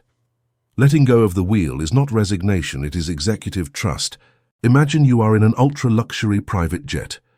You are the owner of the plane. You sit in your leather chair, have a glass of champagne, and relax. You know there is an expert pilot in the cockpit with thousands of flight hours. Do you surrender when you let the pilot fly the plane? No. You are exercising your power. You have hired the pilot. You trust him. Your surrender to the act of flying is not weakness. It is the ultimate expression of authority. You decide the destination. The pilot executes the flight. If you ran into the cockpit screaming, pushed the pilot, and tried to fly the plane without knowing how, that wouldn't be power. It would be stupidity. And you would probably crash. Delegating the how to infinite intelligence is the greatest act of authority you can perform. It is saying, I am so powerful that I don't need to worry about the details. I have the universe working for me. The mechanics of the invisible. Why is it vital to delegate the how? Because the web of causalities necessary to fulfill your desires is usually infinitely complex. Let's say you desire to find your soulmate. For you and that person to meet at that specific coffee shop next Friday at 4 p.m., the universe must move invisible threads. Perhaps that person has to miss a bus today to decide to take a different route tomorrow. Perhaps they have to be fired from their job in another city to move to yours. Perhaps you have to have a sudden impulse to buy a coffee, even though you don't usually do so. There are millions of variables. The butterfly effect is in motion. Your conscious mind cannot coordinate that. If you try to go out and find a partner, control, you will force awkward encounters. You will slide onto dating apps with desperation. You will radiate need. But if you have done your inverse memory work, Chapter 5, and then apply surrender, Chapter 6, you go play golf, metaphorically. You mind your own business. You are happy now, and suddenly the autopilot takes command. You feel a soft intuition. Go down this street. You run into an old friend who invites you to a party. The universe moves the pieces, and the encounter happens in a way so natural, so perfect, and so coincidental that it will take your breath away.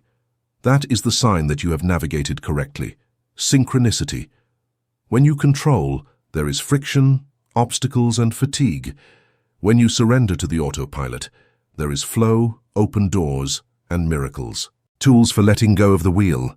How is this practiced? How do you stop the obsessive mind that wants to know the how? Here is the control deactivation protocol. 1. The what versus how list. Take a piece of paper. Divide it into 2 columns. Left column, my job, the what. Right column, their job, the how. In your column, write. Define the desire clearly. Visualize, remember the end, chapter 5. Maintain my mental and emotional diet. Take inspired action, actions that feel joyful, not forced. In the their job column, universe, God, manager, write the means to get the money. The exact moment of the encounter. The people who must help me. The sequence of events. The solution to unforeseen problems. Every time you catch yourself worrying about something in the right column, stop. Visualize that you are walking into your general manager's office, leaving the file on his desk and saying, "This is your problem. I'm going to play golf. Let me know when it's done." And mentally leave. Feel the physical relief of letting go of that burden. 2. The million-dollar question. Would the CEO do it?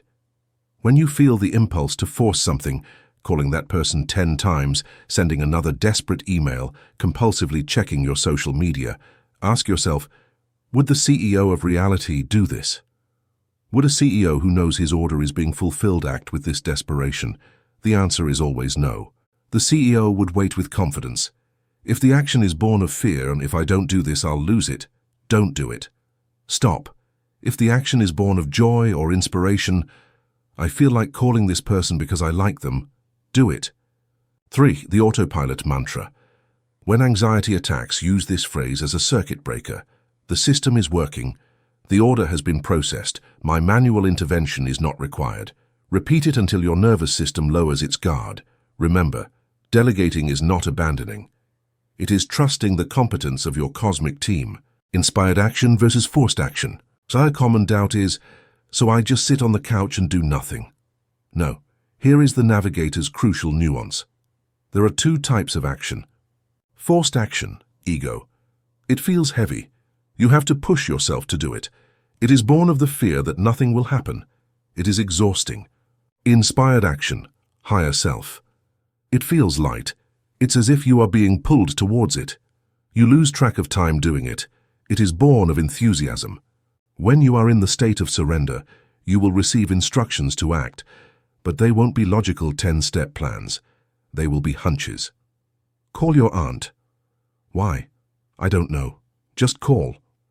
And when you call, she gives you the data you needed. Enter this bookstore, and there you find the book that changes your business. The autopilot moves your feet. You just have to be attentive to move when you feel the impulse, not when you feel the fear. The Sabbath, the prelude to phase 3. The Sabbath is not a Sunday of the week. It is a state of consciousness. It is the state of mental rest that comes after absolute certainty. It is when you have planted the seed, watered it, and you know that now, under the earth, in the darkness where you cannot see, life is sprouting. You don't dig up the earth every hour to see if the seed germinated. That would kill it. You trust the cycles of nature, entering this state of internal non-doing while doing your external life is supreme mastery. You walk through the world, go to your job, wash the dishes, talk to your family. But inside, the CEO is on the golf course. Inside, the war is over. Inside, you have already won. That tranquility, that absence of friction, is the clearest signal to the universe that you are ready to receive, because only those who have can afford the luxury of resting. And since the universe reflects what you are, by resting in certainty, the universe hastens to give you physical evidence of your possession. Chapter 7. Dismantling the character. You are not your name. The price of entry and the death of biography. Welcome to phase 3, the dissolution of the ego.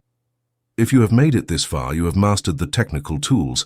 You know how to tune frequencies, how to edit your past, and how to delegate the how to the universe. You feel powerful, don't you?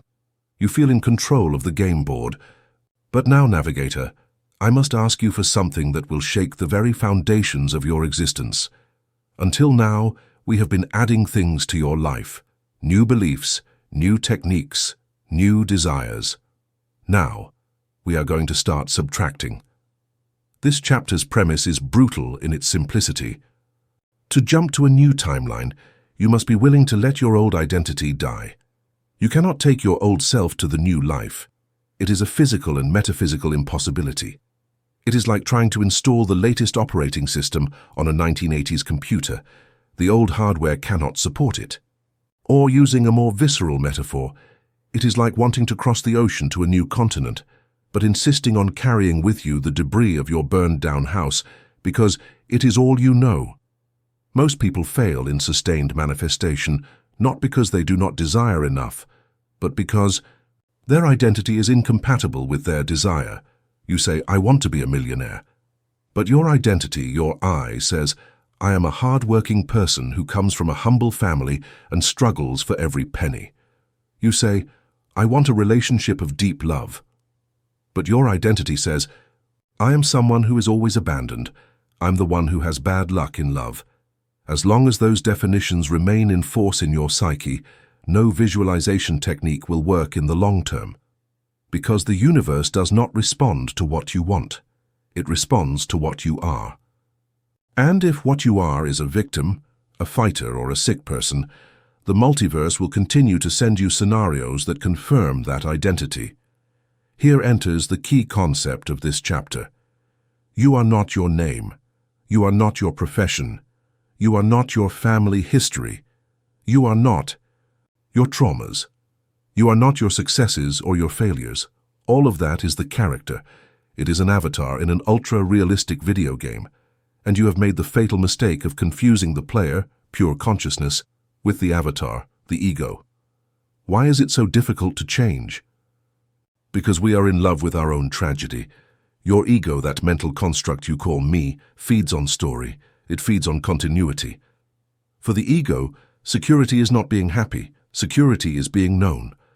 And if what you know is suffering, lack, or stress, your ego will fight to the death to keep you in that state because it is its comfort zone. Here we address the necessary sacrifice. The word sacrifice comes from sacro officio, to make sacred.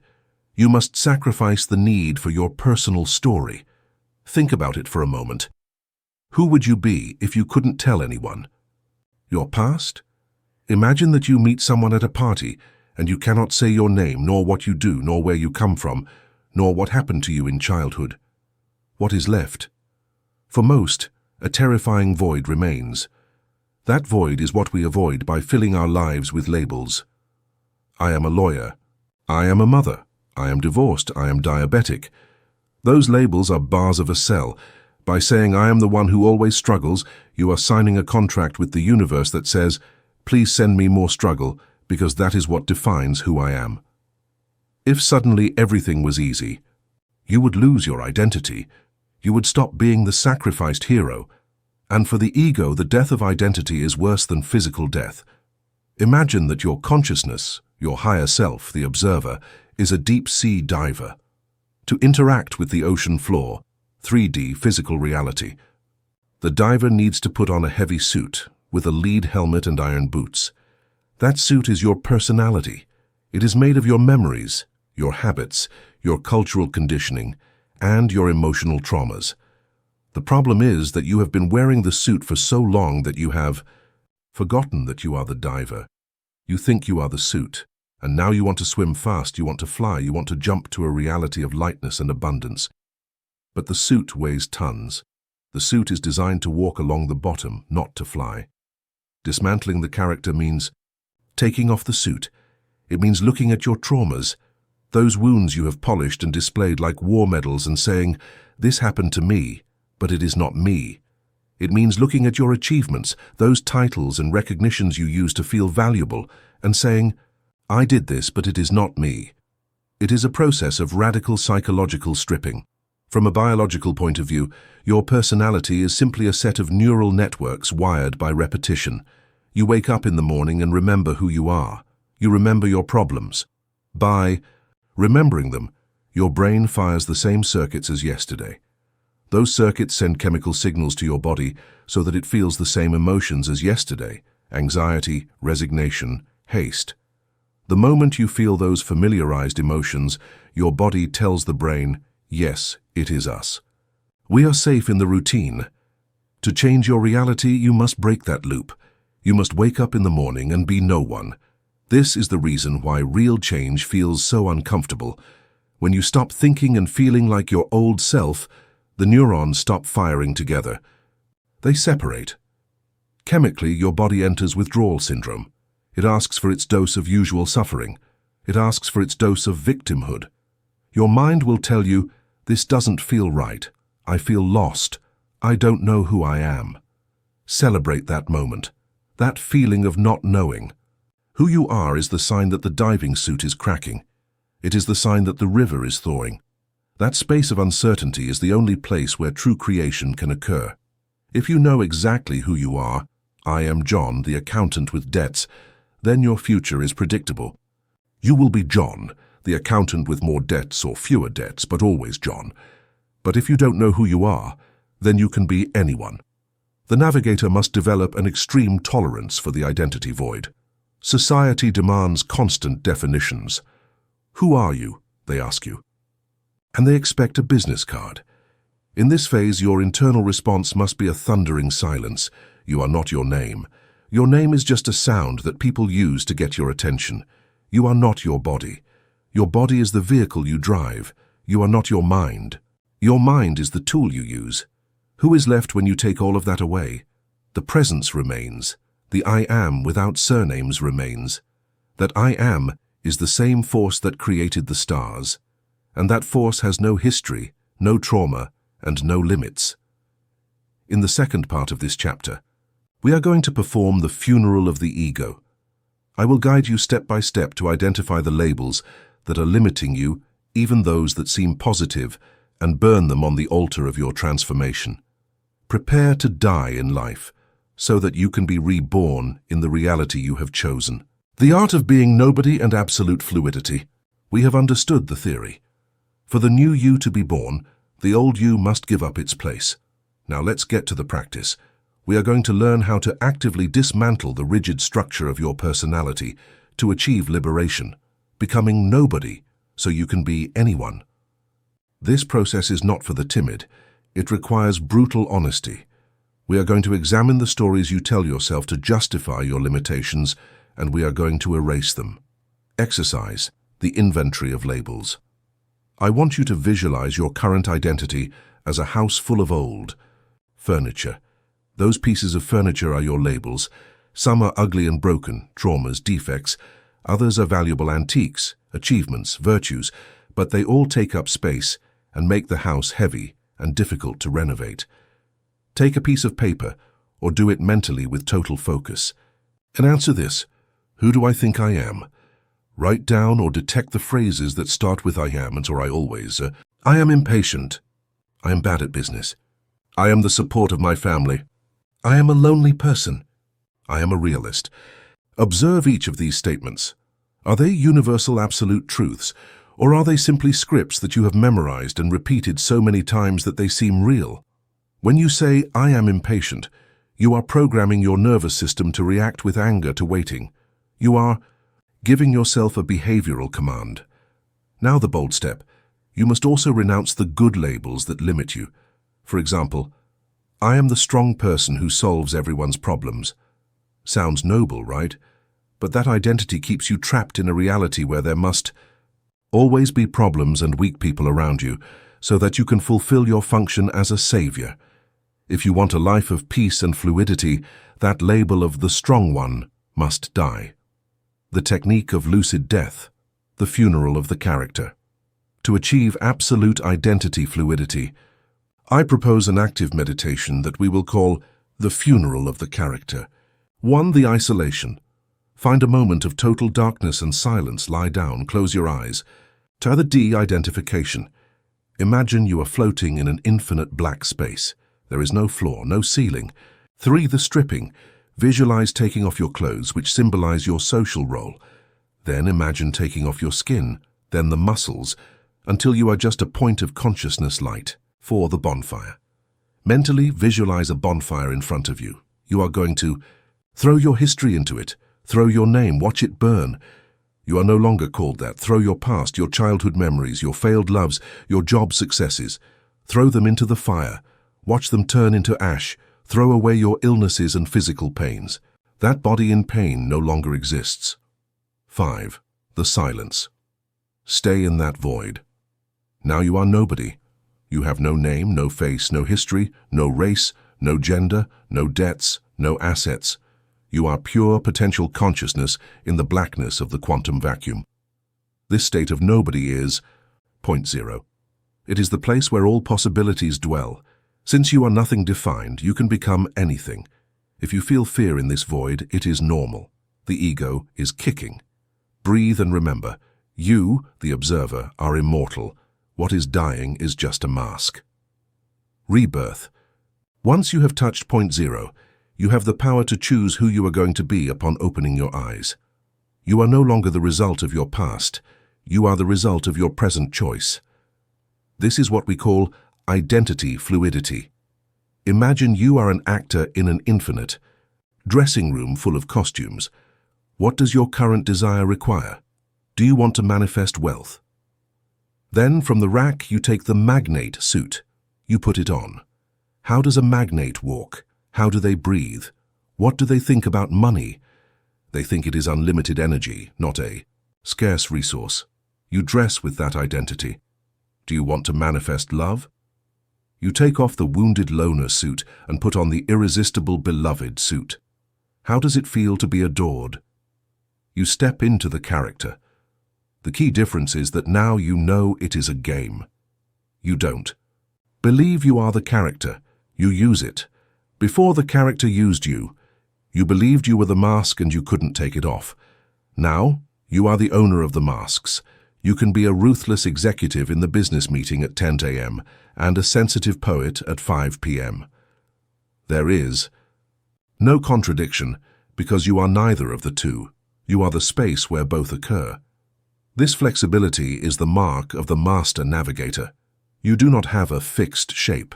You are like water. You take the shape of the container you need to fill at each moment. The paradox: losing oneself to find oneself. By losing your personal history, you gain the entire universe. When you stop defending who you were, you release an immense amount of energy.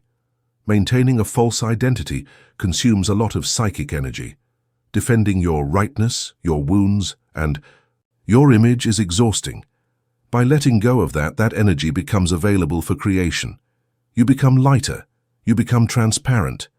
And curiously, when you become nobody, you become magnetic. People are attracted to you because you project no need for validation. You are a clean mirror. Application in daily life, the reset button. How do we apply this on any given Tuesday when your boss screams at you or your partner criticizes you and your old self wants to react with the usual pattern? Use the reset button. In the moment you feel the visceral reaction, anger, fear, defense rising up your throat. 1. Stop, freeze physically. 2. Ask yourself, who is reacting?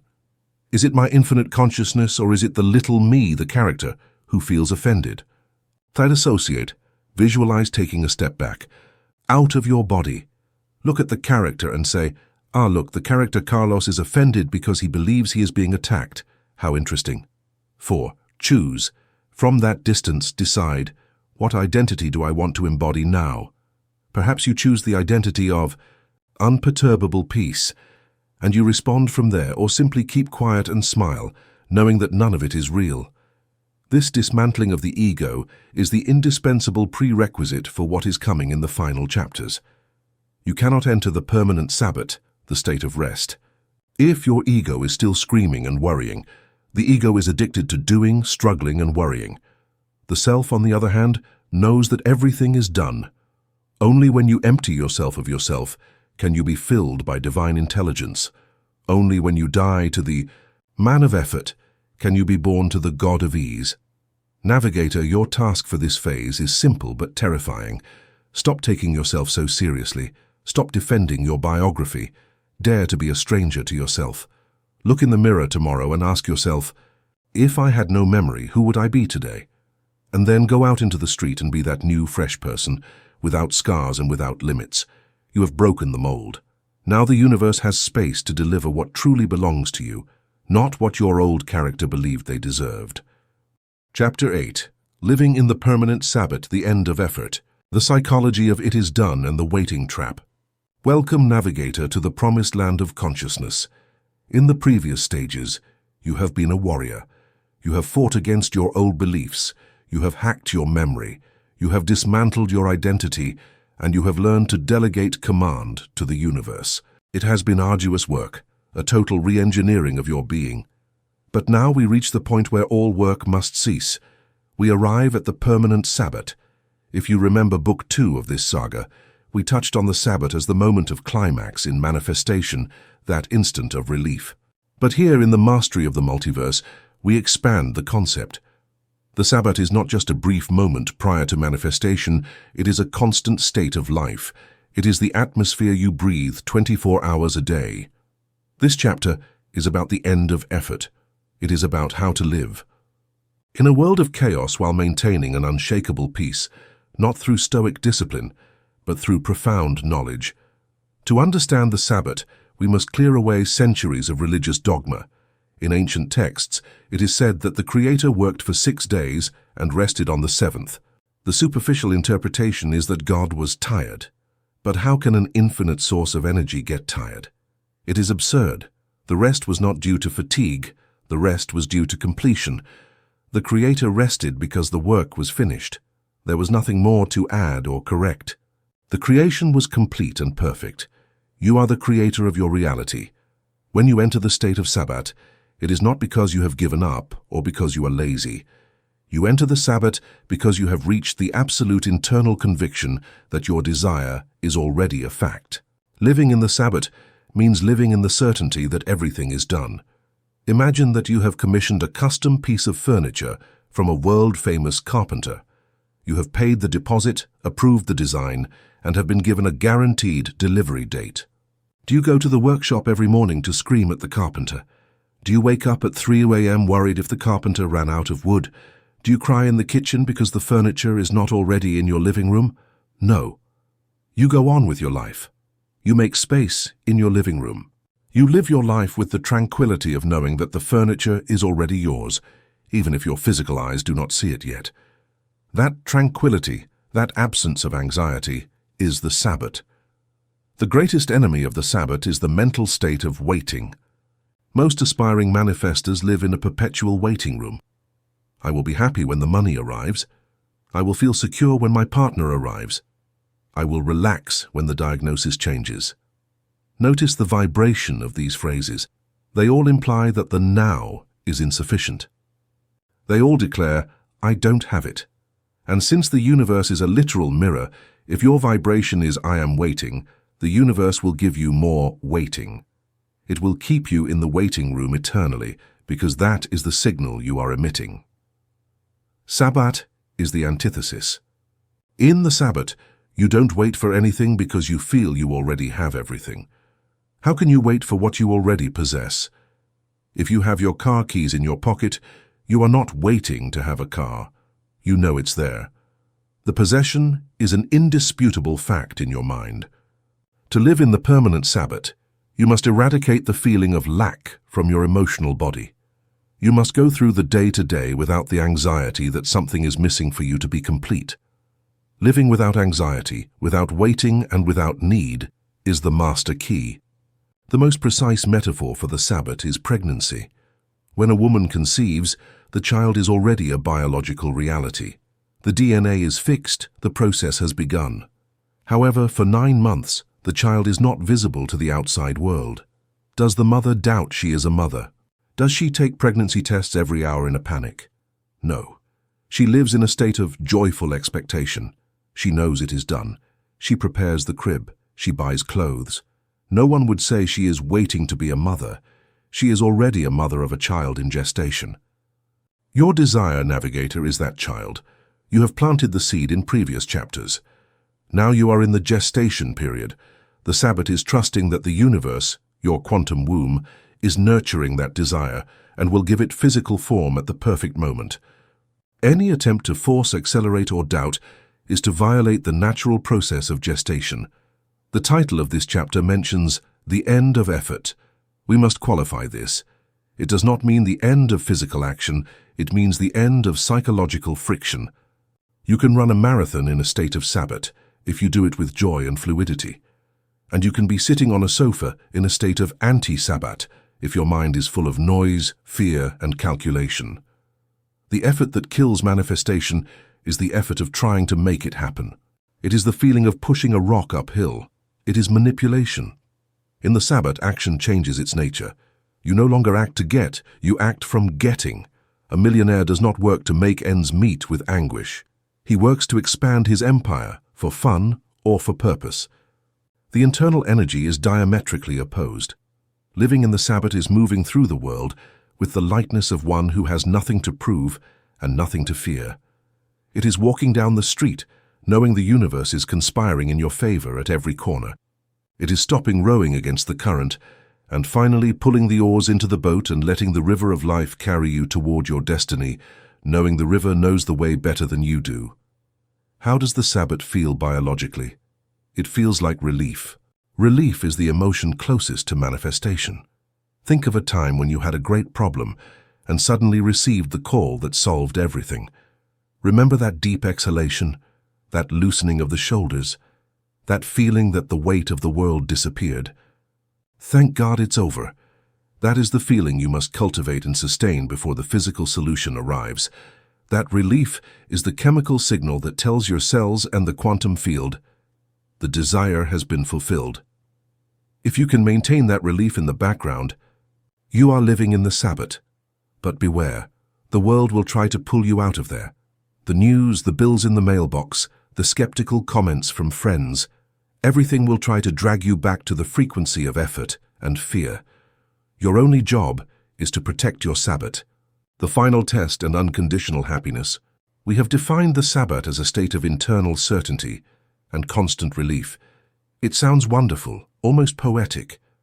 But now we must land this concept in the raw reality of your daily life, because it is very easy to feel the Sabbath when you are meditating with music.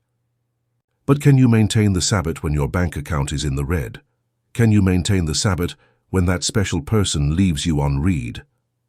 This is where we face the test. To know if you have truly mastered this level, you must honestly answer this question. Can you be happy now without anything having changed outside? Read that again. I am not asking if you can pretend to be happy to attract your desire. That is manipulation, and the universe smells your desperation. I am asking if you can find genuine satisfaction. This is the supreme paradox. Only when you stop needing the desire to be happy can the desire manifest. As long as your happiness depends on a future event, you are a slave to time. You are saying, now I am incomplete. And incompleteness cannot attract completeness. But if you manage to be happy now for no logical reason, simply by the fact of existing and being conscious, you become vibrationally invincible. Sabbath is not a trick, it is a lifestyle. Many use the concept of letting go as a tactic. They are still negotiating. The true Sabbath is when you reach the point of saying, you know what, I feel so good imagining my ideal life that I no longer care if it appears physically or not. I already feel rich. I already feel loved. The internal experience is so satisfying that the physical is just an extra. In that precise moment when the need dies, boom, reality collapses. The phone rings, the money arrives. Why? Because there is no longer any resistance. You have removed your dirty hands of need from the neck of the universe. If the answer is yes, then change is imminent. How do we live this practically? I suggest adopting the tourist mentality. When you're on vacation, your attitude is different. If the waiter is slow, you don't stress. You are relaxed, enjoying the view. You see everything as an adventure to discover a new corner. The Sabbath is living your daily life with a vacation mentality. Wake up tomorrow and decide to be a tourist in your own routine. While you shower, enjoy the hot water like a luxury spa. While you drive, enjoy your car as if it were a spaceship. Look at problems with curiosity. This lightness removes the gravity and density from reality. And when reality becomes light, it becomes malleable. But Navigator, you will say, I have a real crisis.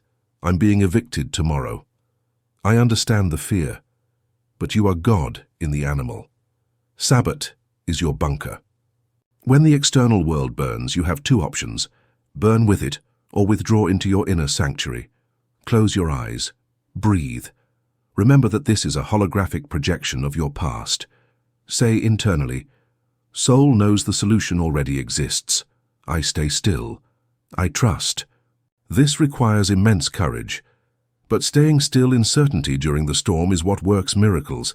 It is the story of Daniel in the lion's den. He did not fight the lions. He turned his back on them and put his attention on God. And the lions could not touch him. If you fight your problems, they eat you. If you enter Sabbath and withdraw your attention, they fall asleep. In the yogic tradition, this is called vairagya, detachment. It is not detachment from the desire, but detachment from the need for it to happen for you to be okay. That is the position of supreme power. When nothing external can control you, you are free. If you desperately need that person to love you, you are their vibrational slave. If you enter Sabbath and love yourself so much that their presence is optional, you become irresistible. To close, we will do a simple exercise. Tonight you are going to have a Sabbath dinner. You don't need an expensive restaurant, but you are going to set the table with care. You are going to light a candle.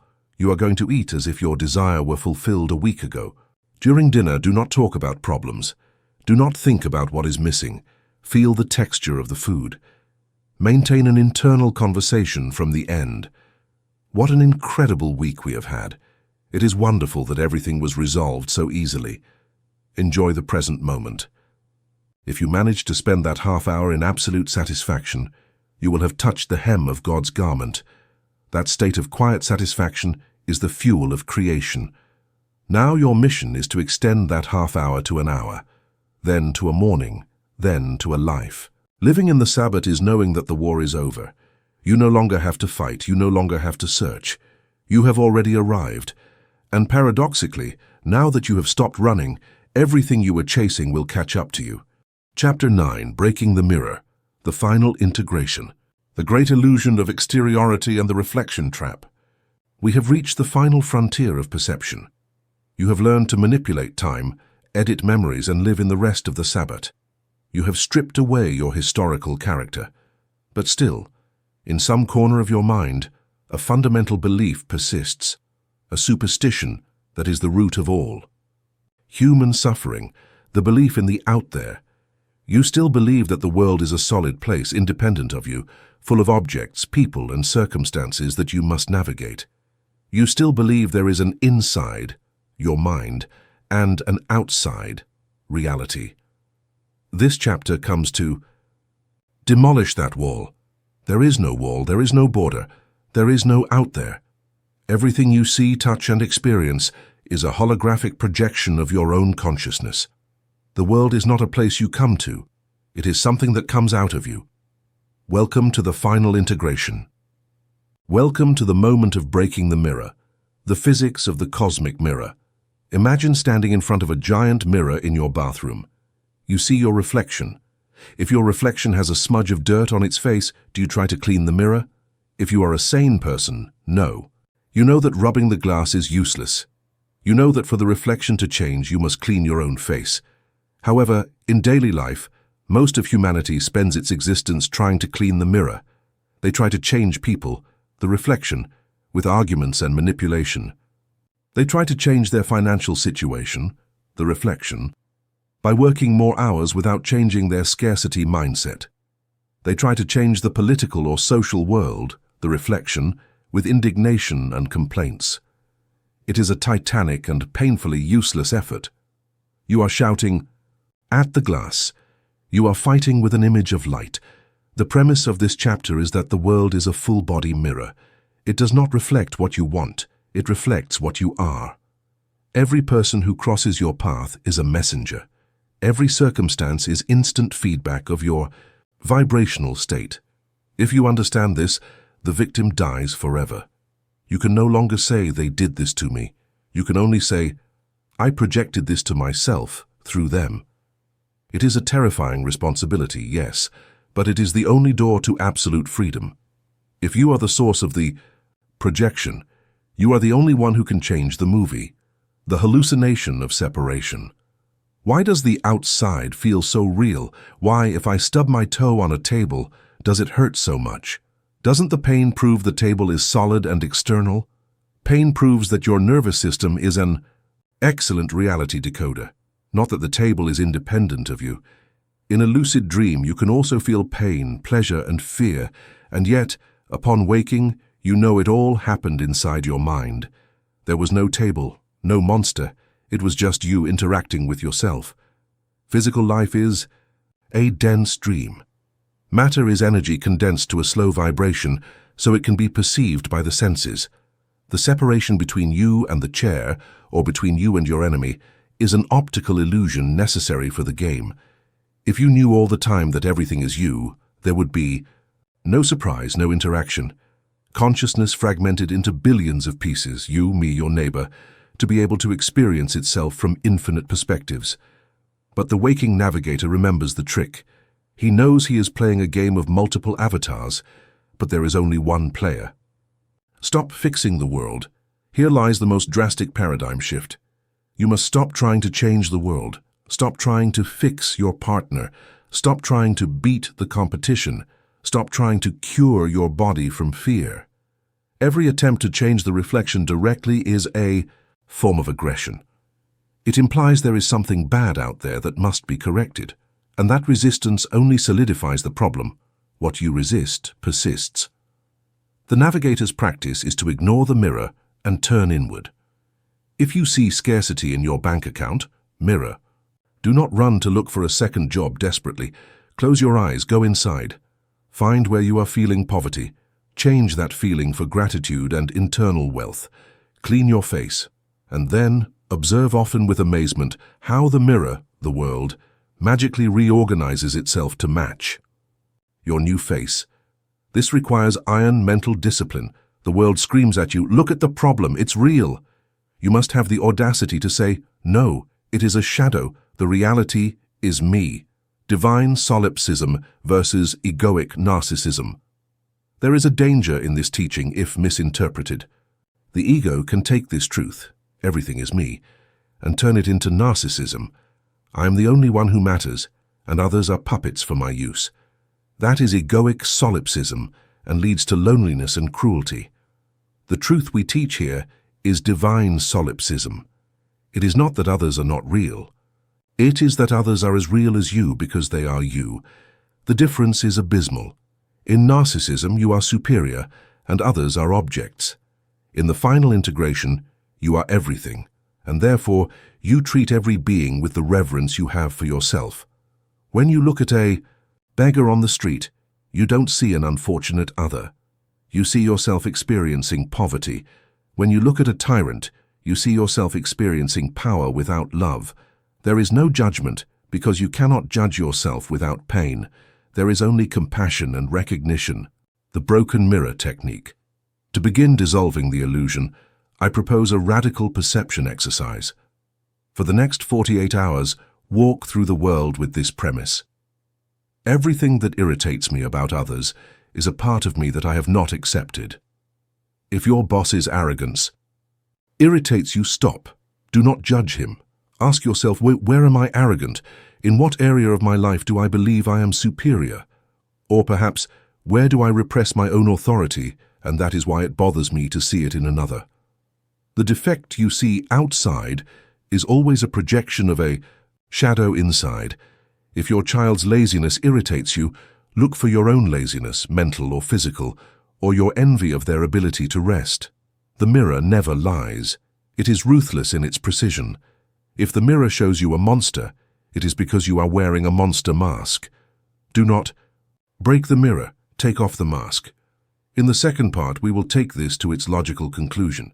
The end of competition and the birth of unconditional love, not as a moral commandment, but as a physical law of functioning. Prepare. We are going to heal your relationship with all of humanity by healing your relationship with yourself. Oneness and the end of war. We have established that the world is your projection. Now we are going to apply this to human relationships, to success, and to the navigator's ethics. This is where metaphysics becomes the highest form of love. If there are no others, then competition is impossible. Envy is ridiculous, and harming another is literally suicide. We enter the dimension of oneness, the death of competition. In the old survival paradigm, life is a zero-sum game. For me to win, you have to lose. There are limited resources. There is only one manager position, only one prize. This scarcity mindset creates a world of predators and prey. But in the Navigator's multiverse, where you are the architect of your reality, competition is a hallucination. No one can take what is yours, because no one else exists in your version of reality to occupy it. You are the only operant in your timeline. If you desire that job position, you are not competing with the other 50 candidates. Those candidates are extras in your movie. If you assume the position from the correct identity, the position is yours. The others will fade away or find something better for them in their own timelines. Understanding this gives you infinite peace. You stop looking to the sides. You stop comparing your likes on social media, your salary, or your body with those of others. Why would you envy your own reflection? If you see someone succeeding, rejoice deeply. It is a wonderful sign. It is the mirror showing you that success is near you, that it is in your vibrational field. Envy says, he has it, and I don't. Oneness says, he is me in another form, proving that we can achieve it. Celebrate another's success as your own, and you will make it yours. Condemn another's success and you will push it away from you, because by attacking the rich you are telling your subconscious that wealth is bad. The Golden Rule, a scientific law. Treat others as you want to be treated. They taught us this in school as a norm of good manners or religious morality. But for the Navigator, it is a technical description of the fluid mechanics of consciousness. It is not treat others well to be good. It is treat others well because there are no others. Everything you do to the other, you do to yourself. Literally, when you criticize someone behind their back, you are ingesting poison yourself. Your body releases cortisol, your energy contracts, your vibration drops to the frequency of judgment. It doesn't even reach the other unless they accept it, but you have damaged yourself. Instantly, resentment is taking poison hoping the other person dies. Conversely, when you send love, forgiveness, or blessings to an enemy, you are the first beneficiary. Your biology is flooded with dopamine and oxytocin. Your heart expands. You heal. Forgiving is not a favor you do. To the one who offended you, it is an act of intelligent selfishness. You free yourself from the burden of the past. You cut the energetic thread that tied you to that low vibration. Treating people as extensions of yourself. Here we come to the daily practice of the final integration. Imagine how your life would change if, upon entering a coffee shop, you saw the waiter not as an NPC, non-playable character, serving you coffee, but as a version of yourself living another life. You would look him in the eyes. You would smile at him with complicity. You would feel immediate empathy. How would you treat your partner if you knew they were your own subconscious, manifested in flesh and bone to show you how much you love, or do not love, yourself? If your partner ignores you, it is because you ignore yourself. If your partner loves you unconditionally, it is because you have reached that state with yourself. The practice is simple, the quantum namaste greeting. Mentally, before every person you meet today, say, I recognize you, you are me, I am you, we are one. Do it with the bus driver who is going slow. Do it with the politician you detest on television. Do it with the beggar. Do it with your boss. By doing this, you dissolve resistance. And when you dissolve resistance, people change. It is magical. Difficult people suddenly become kind to you. Enemies disappear or become allies. Why? Because you stopped writing the villain script for them in your mind. You gave them permission through your gaze of unity to show you their best version. As A Course in Miracles says, you only meet yourself as you walk through the world. Make sure you like what you find. The end of judgment. Judgment is the ego's tool to maintain separation. I am good. He is bad. I am right. She is wrong. Judgment creates walls. Understanding creates bridges. Renouncing judgment does not mean not having preferences. You can prefer honesty over lying. But it means stopping the condemnation of the liar.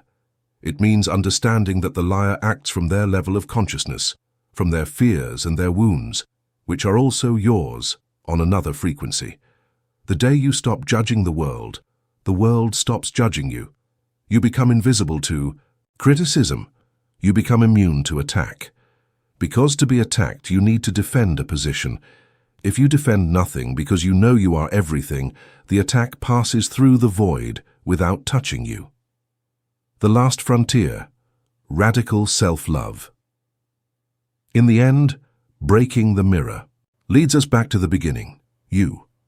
If the world is a reflection, the only way to improve the world is to love yourself with nuclear intensity.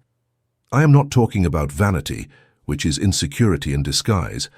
I am talking about accepting yourself completely, your light and your shadow, your divinity and your humanity. When you love yourself so much that you don't need anyone else to love you, you become the most attractive being in the universe. When you approve of yourself so much that you don't need likes, you become a leader. When you feel so complete that you do not need to get anything from the world throws itself at your feet to offer you its treasures. That is the final secret of the Navigator. He does not manifest to fill a void. He manifests because he is so full that he overflows. Chapter 10. The Death of the Seeker, the Divine Game, Lila. The End of the Chase and the Cosmic Dance. You have reached the top of the mountain, Navigator. If you look down, you will see the path traveled through these 3 books. You will see the operator you were at the beginning, struggling with nuts and bolts, trying to make things happen. You will see the architect who learned to design mental blueprints. You will see the tuner who learned to jump between frequencies. But here at the summit, something strange happens. The air is different. The silence is absolute. And you realize a truth that, if you accept it, will destroy everything you thought you knew about. Personal development and spirituality. The truth is this: the seeker must die so that the finder can live. This chapter deals with the final level of consciousness. It is about transcending the very need to manifest. Until now, you have used these tools to fill voids. You wanted money because you felt poor. You wanted love because you felt alone. But what happens when you realize the void was an illusion? What happens when you remember that you are the totality? We enter the terrain of Lila, the divine game, the paradox of self-help, the industry of personal growth, and much of modern spirituality is based on a flawed premise. There is something wrong with you or something missing, and you need to get it to be happy. This creates an identity of the eternal seeker. The seeker is addicted to the search. If they ever found what they seek, their identity would crumble. Therefore, the ego always moves the goalpost 1 yard further. When I manifest the 1,000,000, I'll be happy. You get it. No, wait, when I manifest the 10,000,000 and the beach house, then I will be. It is the greyhound racing after the mechanical rabbit at the track. It never catches it, and if it did, it would discover it's made of metal and rags. It cannot be eaten. In this chapter, we stop the rabbit. We turn off the engine. We step off the track.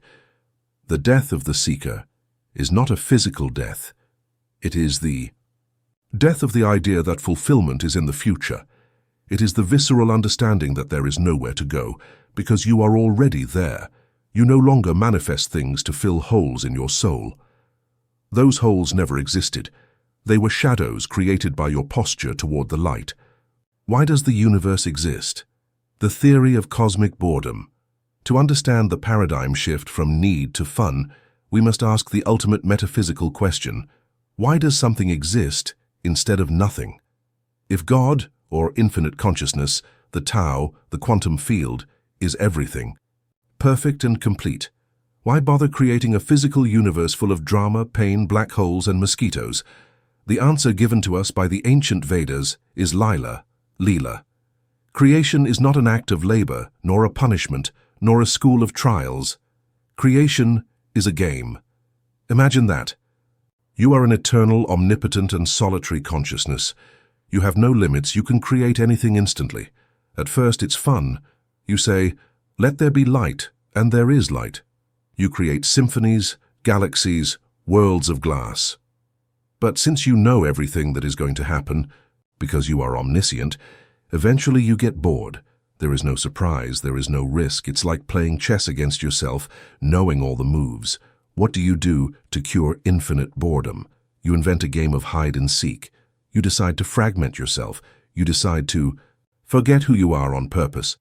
You divide into billions of sparks, souls, and incarnate into limited bodies with total amnesia. You put on a blindfold. You become John, Mary, the beggar, and the king. And the goal of the game is, can I remember that I am God while I am trapped in this labyrinth of flesh and bone? You, Navigator, are infinite consciousness playing at being a limited human trying to manifest things. The irony is delicious. You are the bank owner stealing coins from your own safe. The twist, manifesting for fun. When you integrate this truth that you are God playing human, the motivation changes radically. You no longer manifest to survive. You no longer manifest to prove your worth. You manifest for pure fun. Think of a child building a sandcastle on the beach. Do they build it because they need a place to live and protect themselves from the cold? No. They know they have a real house waiting for them. Do they build it to impress other children and gain status? Generally not. They are absorbed in the process. They build it for the pure pleasure of seeing the sand take shape. They enjoy the texture, the tower, the moat. And when the wave comes and destroys it, the child does not enter suicidal depression. They laugh, and they start another one, or they go eat an ice cream. That is the final state of the Navigator. Life becomes a creative game, not a survival school. You desire the sports car not because you need validation, but because as consciousness you are curious. How will speed feel in this physical reality? Let's try it. You desire the partner not so they complete you, but because it would be a very fun game to experience romantic love and the connection with another aspect of myself, the lightness of being. This shift from need to playful preference has an explosive side effect. You become irresistible to manifestation. Recall the paradox of Chapter 6. Need repels, certainty attracts. When you play, there is no resistance. Have you ever noticed that when you play a video game or a sport just for fun, not caring about the score, you often enter the zone and play better than ever? But when you are tense, thinking, I have to win this championship or my life ends, you freeze and fail. By adopting the attitude of Lila, you take the gravity out of your problems. Your debts, your illnesses, your conflicts cease to be real tragedies and become difficult levels of the video game. And an expert player does not hate difficult levels. They love them because they are what allow them to demonstrate their skill. You start saying, wow, my higher self really showed off with this obstacle. What an intricate plot I have created. Let's see how I get out of this using my powers. That attitude of curiosity and play dissolves the density of the problem. And when the density drops, the solution flows. You stop working on yourself. In this phase, you throw away the self-help books, even this one metaphorically. You stop psychoanalyzing your childhood eternally. You stop searching for blocks obsessively. You understand. That working on yourself is like trying to polish a sea wave. The wave is already water. You are already consciousness. Life ceases to be an improvement project and becomes an expression project. You are no longer here to learn lessons. That is an old-school karmic idea. You are here to experience. God does not need to learn anything. God wants to live everything. In the second part, we will explore what this looks like day to day. How does someone who knows they are dreaming live?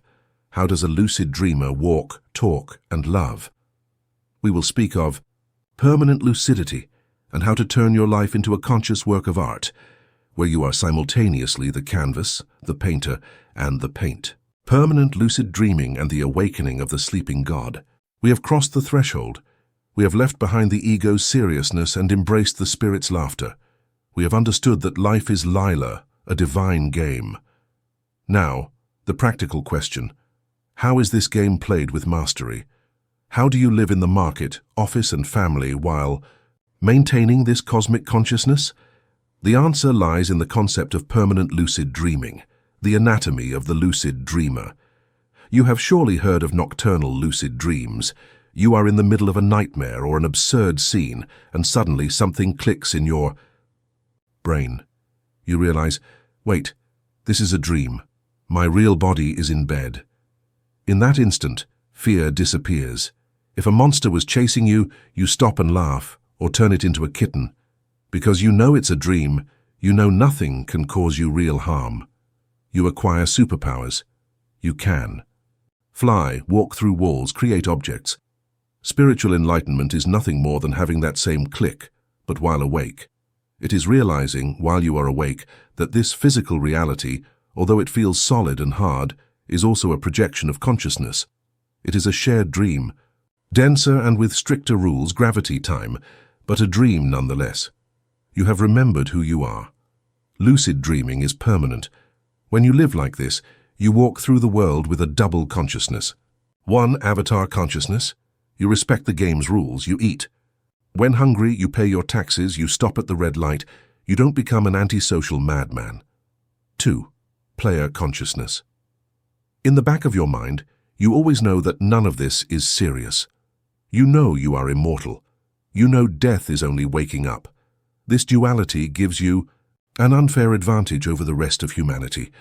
While others live in constant terror of loss, illness, and death, you live in unshakable peace. You play the game with passion, but without attachment. You love your family madly, but you know they are eternal stage companions, and you cannot really lose them. You work on your business with excellence, but if it goes bankrupt, you don't commit suicide. You simply restart the match or change games. You are the dreamer and the dream. Here we reach the deepest non-dual integration. You are the dreamer and the dream. In a nocturnal dream, you create everything. You are the protagonist, but also the villain chasing you. You are the stage, the weather, the dialogue. Everything is made of your own mind. In waking life, it is the same.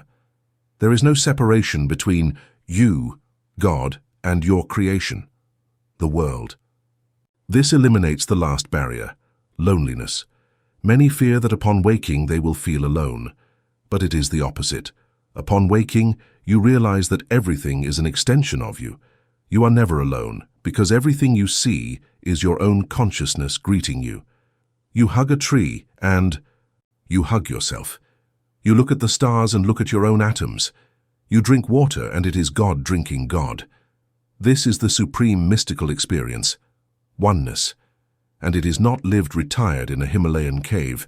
It is lived washing dishes, driving the car, and making love. Life as performing art. If you no longer need anything, what do you do with the rest of your life? You dedicate yourself to the art of living. Your life becomes your canvas. Your actions are brushstrokes. You begin to choose experiences for their aesthetic and evolutionary value, not for their utility. I'm going to forgive this person not because they deserve it, but because forgiveness is a golden brushstroke in my soul, and I want to see how it looks in the painting. I'm going to start this bold business not for the money, but for the thrill of adventure. To see if I am capable of orchestrating energy this way, you become a master of improvisation. The universe yourself throws you a curveball, an unexpected crisis. Instead of complaining, you say, "Excellent plot twist. How do I improvise with this? How do I turn this drama into comedy or an epic? Humor as the highest vibration." At this final level, you discover that the clearest sign of enlightenment is not seriousness, nor white clothes, nor speaking in a soft voice. The definitive sign is a sense of humor. Humor is born from seeing the incongruity, from seeing the cosmic joke. You laugh at your own past dramas. You laugh at the seriousness with which the world takes trivial things like politics or fame. You laugh because you know that, at the end of the day, we will all return home, take off our costumes, and say to each other, "What a good match. Did you see how I got into the role of the victim? I almost believed it myself." Laughter is the sound of freedom. It is the vibration that breaks density. If you can laugh in the middle of a problem, you have won. You have transcended the dream. The awakening of the sleeping God, the final integration. Upon reaching the threshold of this journey, we find ourselves before a silent paradox. The voyage has not led us to a new place, but has instead dismantled the location from which we began. The search has ended, not because an external object has been found, but because the seeker has dissolved into the sought. What remains is the inescapable certainty that reality is not something one faces, but something one emanates. We find ourselves, finally, before the awakening of the sleeping God. The fundamental understanding that now settles in consciousness is that the architecture of the infinite does not require effort but recognition. We have transitioned from the notion of the operator moving heavy pieces on a three-dimensional board toward the vision of the architect who understands that the board, the pieces, and the player are one and the same substance. This final integration is not an intellectual achievement. It is an ontological shift. You are no longer the person trying to manifest a better life. You are life itself, experiencing itself through a focal point of consciousness. In this state of permanent lucidity, the relationship with time is radically transformed. Anxiety, the favorite child of linearity, vanishes upon understanding that the future is not a place one arrives at, but a frequency one inhabits. Memory, once considered an unalterable record of stony facts, is now revealed as a plastic tool, a soft clay in the hands of the conscious creator. Having learned to edit the past and remember the future, the now ceases to be a fleeting instant between two abysses and becomes the only stage of existence, an eternal present where all versions of yourself coexist in a static multiverse, waiting only for the tuning of your attention. This power carries a responsibility that transcends conventional morality, the responsibility of radical assumption. By understanding that the external world is a faithful and ruthless mirror of the internal configuration, complaint and judgment become obsolete. There is no one out there to blame, nor circumstances to fight, because everything perceived is a holographic projection of one's own consciousness. Conflict in the world is, invariably, a conflict within the observer. Therefore, the only possible revolution, the only genuine transformation, occurs in the silence of one's own mind, by changing the face that looks so that the mirror, by immutable law, changes the reflection. Living in this state implies inhabiting the world without belonging to it. It is walking through the market, paying the bills and conversing with neighbors, while internally holding the unshakable conviction that all of this is a stage, a sophisticated set designed for the delight of the experience. This dual citizenship, the physical and the quantum, grants an intoxicating freedom. The chains of attachment are broken because it is known that nothing can truly be lost, since everything that exists is a manifestation of one's own consciousness. Need, that void that drove the actions of the old self, is replaced by playful preference. One no longer manifests to survive or to fill emotional holes, but for the pure pleasure of seeing how energy condenses into matter.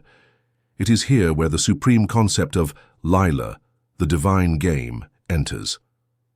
By transcending survival and the ego, life becomes art. Suffering, which once seemed like a random punishment, is reinterpreted as the necessary friction for the plot, a self-imposed resistance to make the game interesting. However, upon awakening, that friction becomes optional. Suffering ceases to be necessary for growth because learning is no longer based on pain, but on curiosity. And love, the gravity of existence lightens, seriousness dissolves into a cosmic smile. You have remembered who you are, and that memory turns human tragedy into a divine comedy where you are the director, the protagonist, and the audience. The state of permanent Sabbath is then established not as a temporary rest, but as the base frequency of life. It is the definitive renunciation of the effort of trying to make it happen. It is the executive confidence of one who has given the order and knows that infinite intelligence, which is nothing other than their own. Higher dimension has already set in motion the gears of the universe to materialize the desire. This surrender is not passivity, it is the ultimate expression of authority. It is the calm of the king who does not need to shout to be obeyed. Anxiety over the how and when evaporates, before the certainty of it already is. But this awakening is not an act of arrogant solipsism. On the contrary, by dissolving the barriers of the ego and recognizing that I am is the fundamental identity of every being, an immense compassion and connection arise. Oneness becomes evident. Treating the other is treating oneself. The power acquired through the mastery of non-linearity and the quantum leap is not used for manipulation or dominance over others, for it is recognized that there are no separate others, but extensions of the same universal. Consciousness experiencing individuality. Therefore, the use of this power naturally aligns with the expansion of love and the elevation of collective consciousness. The death of the character is, paradoxically, the birth of the true individual. By dropping the labels, the traumatic, personal history and the limiting definitions, a pure presence emerges, capable of being anyone and being anywhere. This fluidity of identity is the master key of the multiverse. By being nobody, you are free to tune into the version of yourself you desire, jumping between timelines. With the elegance of one who changes the channel on a radio, without guilt and without nostalgia, for the static of past stations. The path you have traveled in these pages has delivered to you the tools of consciousness engineering, but the tools alone are inert. They require the firm, hand and clear mind of an awake operator. The warning about mental stability and anchoring now takes on its full meaning. Only one who possesses themselves can possess the world. Madness is getting lost in the labyrinth of mirrors. Enlightenment is recognizing that one is the light. That makes the reflections possible. Ultimately, this end is an invitation to audacity. You are invited to live with a divine impudence, to dare to assume the impossible, to ignore the facts that contradict your vision, and to remain faithful to the invisible reality until it hardens into concrete facts. You are invited to stop asking for permission to exist and to begin decreeing your existence. The universe does not respond to your pleas, it responds to your frequency. It does not give you what you want, it gives you what you are. You have left behind the illusion of linear progress to embrace the truth of lateral movement. There are no steps to climb, only realities to select. Everything you could desire, everything you dream of being, is not in a distant future waiting to be built brick by brick.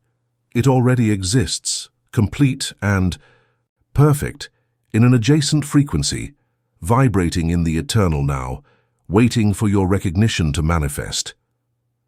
The lucid dream has begun and it is permanent. There is no turning back to the sleep of unconsciousness, because once the mind has expanded to contain the truth of its own nature, it never returns to its original dimensions. You are the dreamer who has awakened within the dream, discovering that the dream obeys your will. You are the architect, the navigator, and the territory itself.